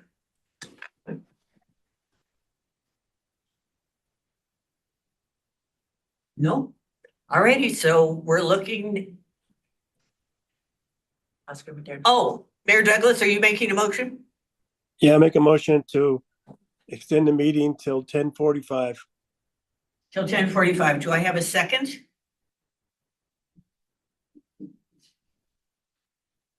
I'll second. I'll second it. We'll take a vote now. All those in favor of continuing till 10:45? Aye. Aye. All those opposed? Hey. Okay, I think that motion fails. All right, Councilmember Ford. That's a tough subject to get into at this hour and with limited time. But I want you to have as much information as you can from the council. I think there are a lot of issues that we're faced with when it comes to development. And, I don't believe they're all this council's fault. I'll be frank about it. You know, the developers, I do not believe there's any trust from the council to the developers, my opinion. I don't think there's any trust from the developers to the council. It goes both ways. And I think you have to rebuild some of that trust. Some of the things I think that are really plaguing us on being able to create commercial opportunities is Kentucky Fried Chicken closed. Dairy Queen closed on a corridor that we're trying to seek development. I think it would be beneficial to this council to understand how's State House doing? How's Jeeves Tacos doing? How's any of those other restaurants that we have, how are they doing? Because the last thing I want to see is any more falling by the wayside, because then the market all of a sudden says, oh, wait a minute. Kentucky Fried Chicken can't make it, Dairy Queen can't make it. There's a problem. Great Clips. I mean, so I think that we're starting down a path of proving ourselves not to be viable to the market. Regardless to the developers, right? The other thing I think that we have facing us is a lot of these developers that are residential primarily also own commercial properties. And if they don't have trust and we don't trust them, then it's hard to get them to be actively seeking users and expanding their opportunities, especially when we see other businesses going out of business. I hear Councilmember Kim talks all the time about we don't need any more residential. I don't think that that's it, is not just a rooftop perspective. I think that you have to have good quality density to create an environment for commercial. You know, I look at prairie centers. Prairie centers, I mean, if you look, the amount of apartments and everything that's going around there, and that's not because that development built there, the commercial built there because of the future land use of the properties being of density. And so I think you have this umbrella of growth for development opportunities, for commercial opportunities that has a lot of things under it. High density, and you know, commercial nodes, trust. There's a lot of pieces that play into whether you're gonna get that restaurant you want. And the other thing is when it comes down to some of these properties, it's okay to say, we don't need another gas station. It's okay to say we don't need another liquor store. It's okay to say we don't need another convenience store. But a lot of this is dictated by the market. These people own lots, commercial lots, and they're out there trying to get a user. And the market says, you know, it's when that user steps in and goes, hey, I'm with First National Bank, and a bank would be a viable, you know, you don't have enough banks in the area. We've run the numbers, and a bank works. Well, if we go, yeah, we don't want a bank. We want a restaurant. And all of a sudden they lose a potential sale to a bank because we're trying to override in some sense what that market is dictating. And I think it would really be helpful if we had a developer roundtable and we were able to, as a council, sit down with the developers and go, hey, how do I help you help me? What do you need that we can be okay with so that we can get some of the things that our residents need? And start trying to build a bridge to create opportunity for our residents. I'm not saying anybody in this room has to be a friend of the developer or cater to the developer. I'm just saying, there's a dead spot right now between us and development, especially commercial. How do we try to mend some of that and say, this is what our expectations are? We want you to be successful, but we need these certain things in our community. How do we bridge that gap? Because that gap's not going to go away until we have a real discussion. And that's just my opinion.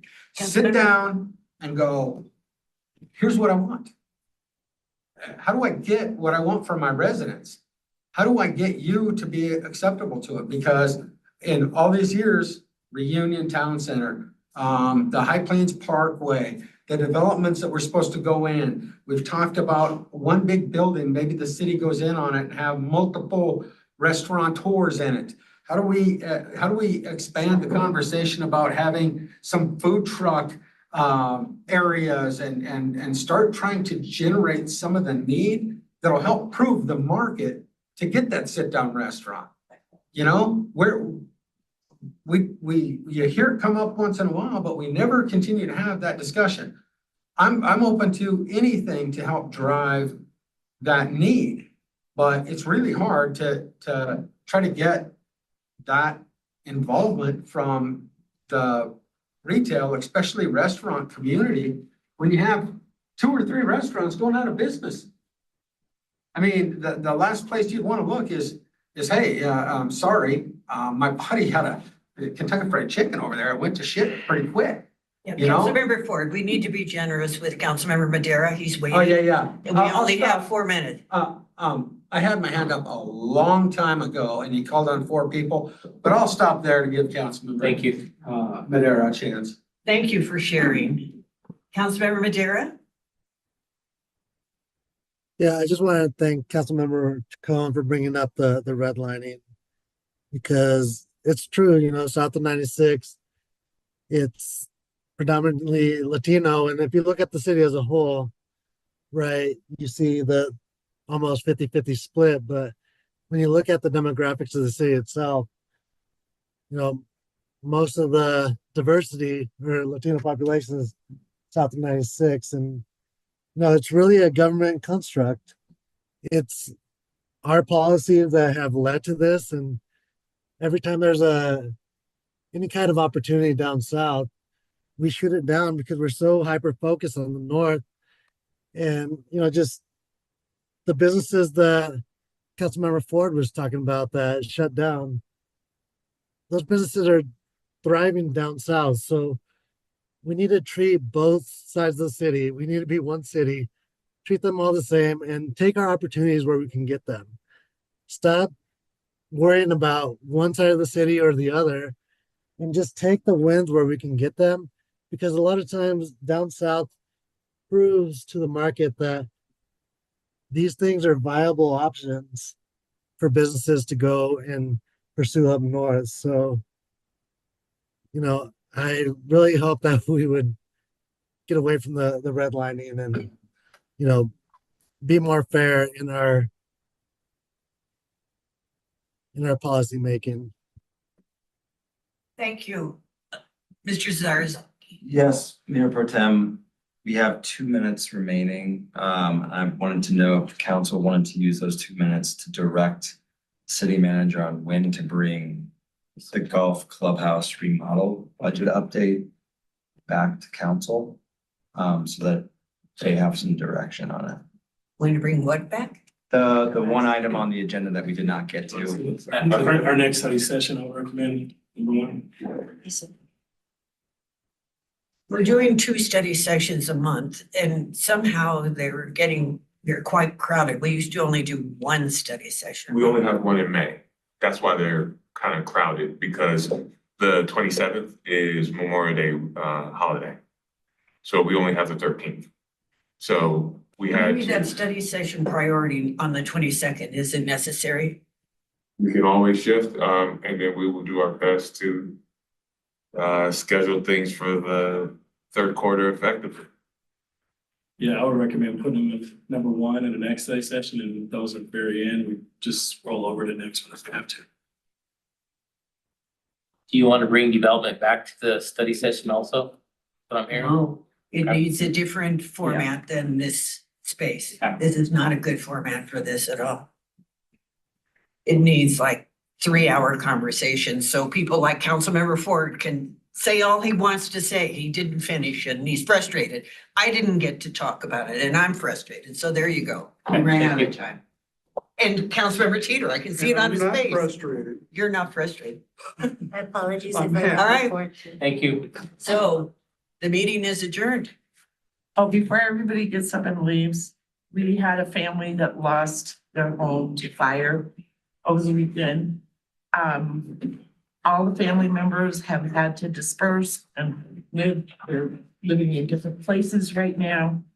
The kids went to Kearney Middle School and contact me any help that you can get. They need, they were running a window installation business, but they had all kinds of inventory in the garage, which is gone. So they're really gonna need some help. So we can rally the troops. And furniture and clothes to make it up. That would be awesome.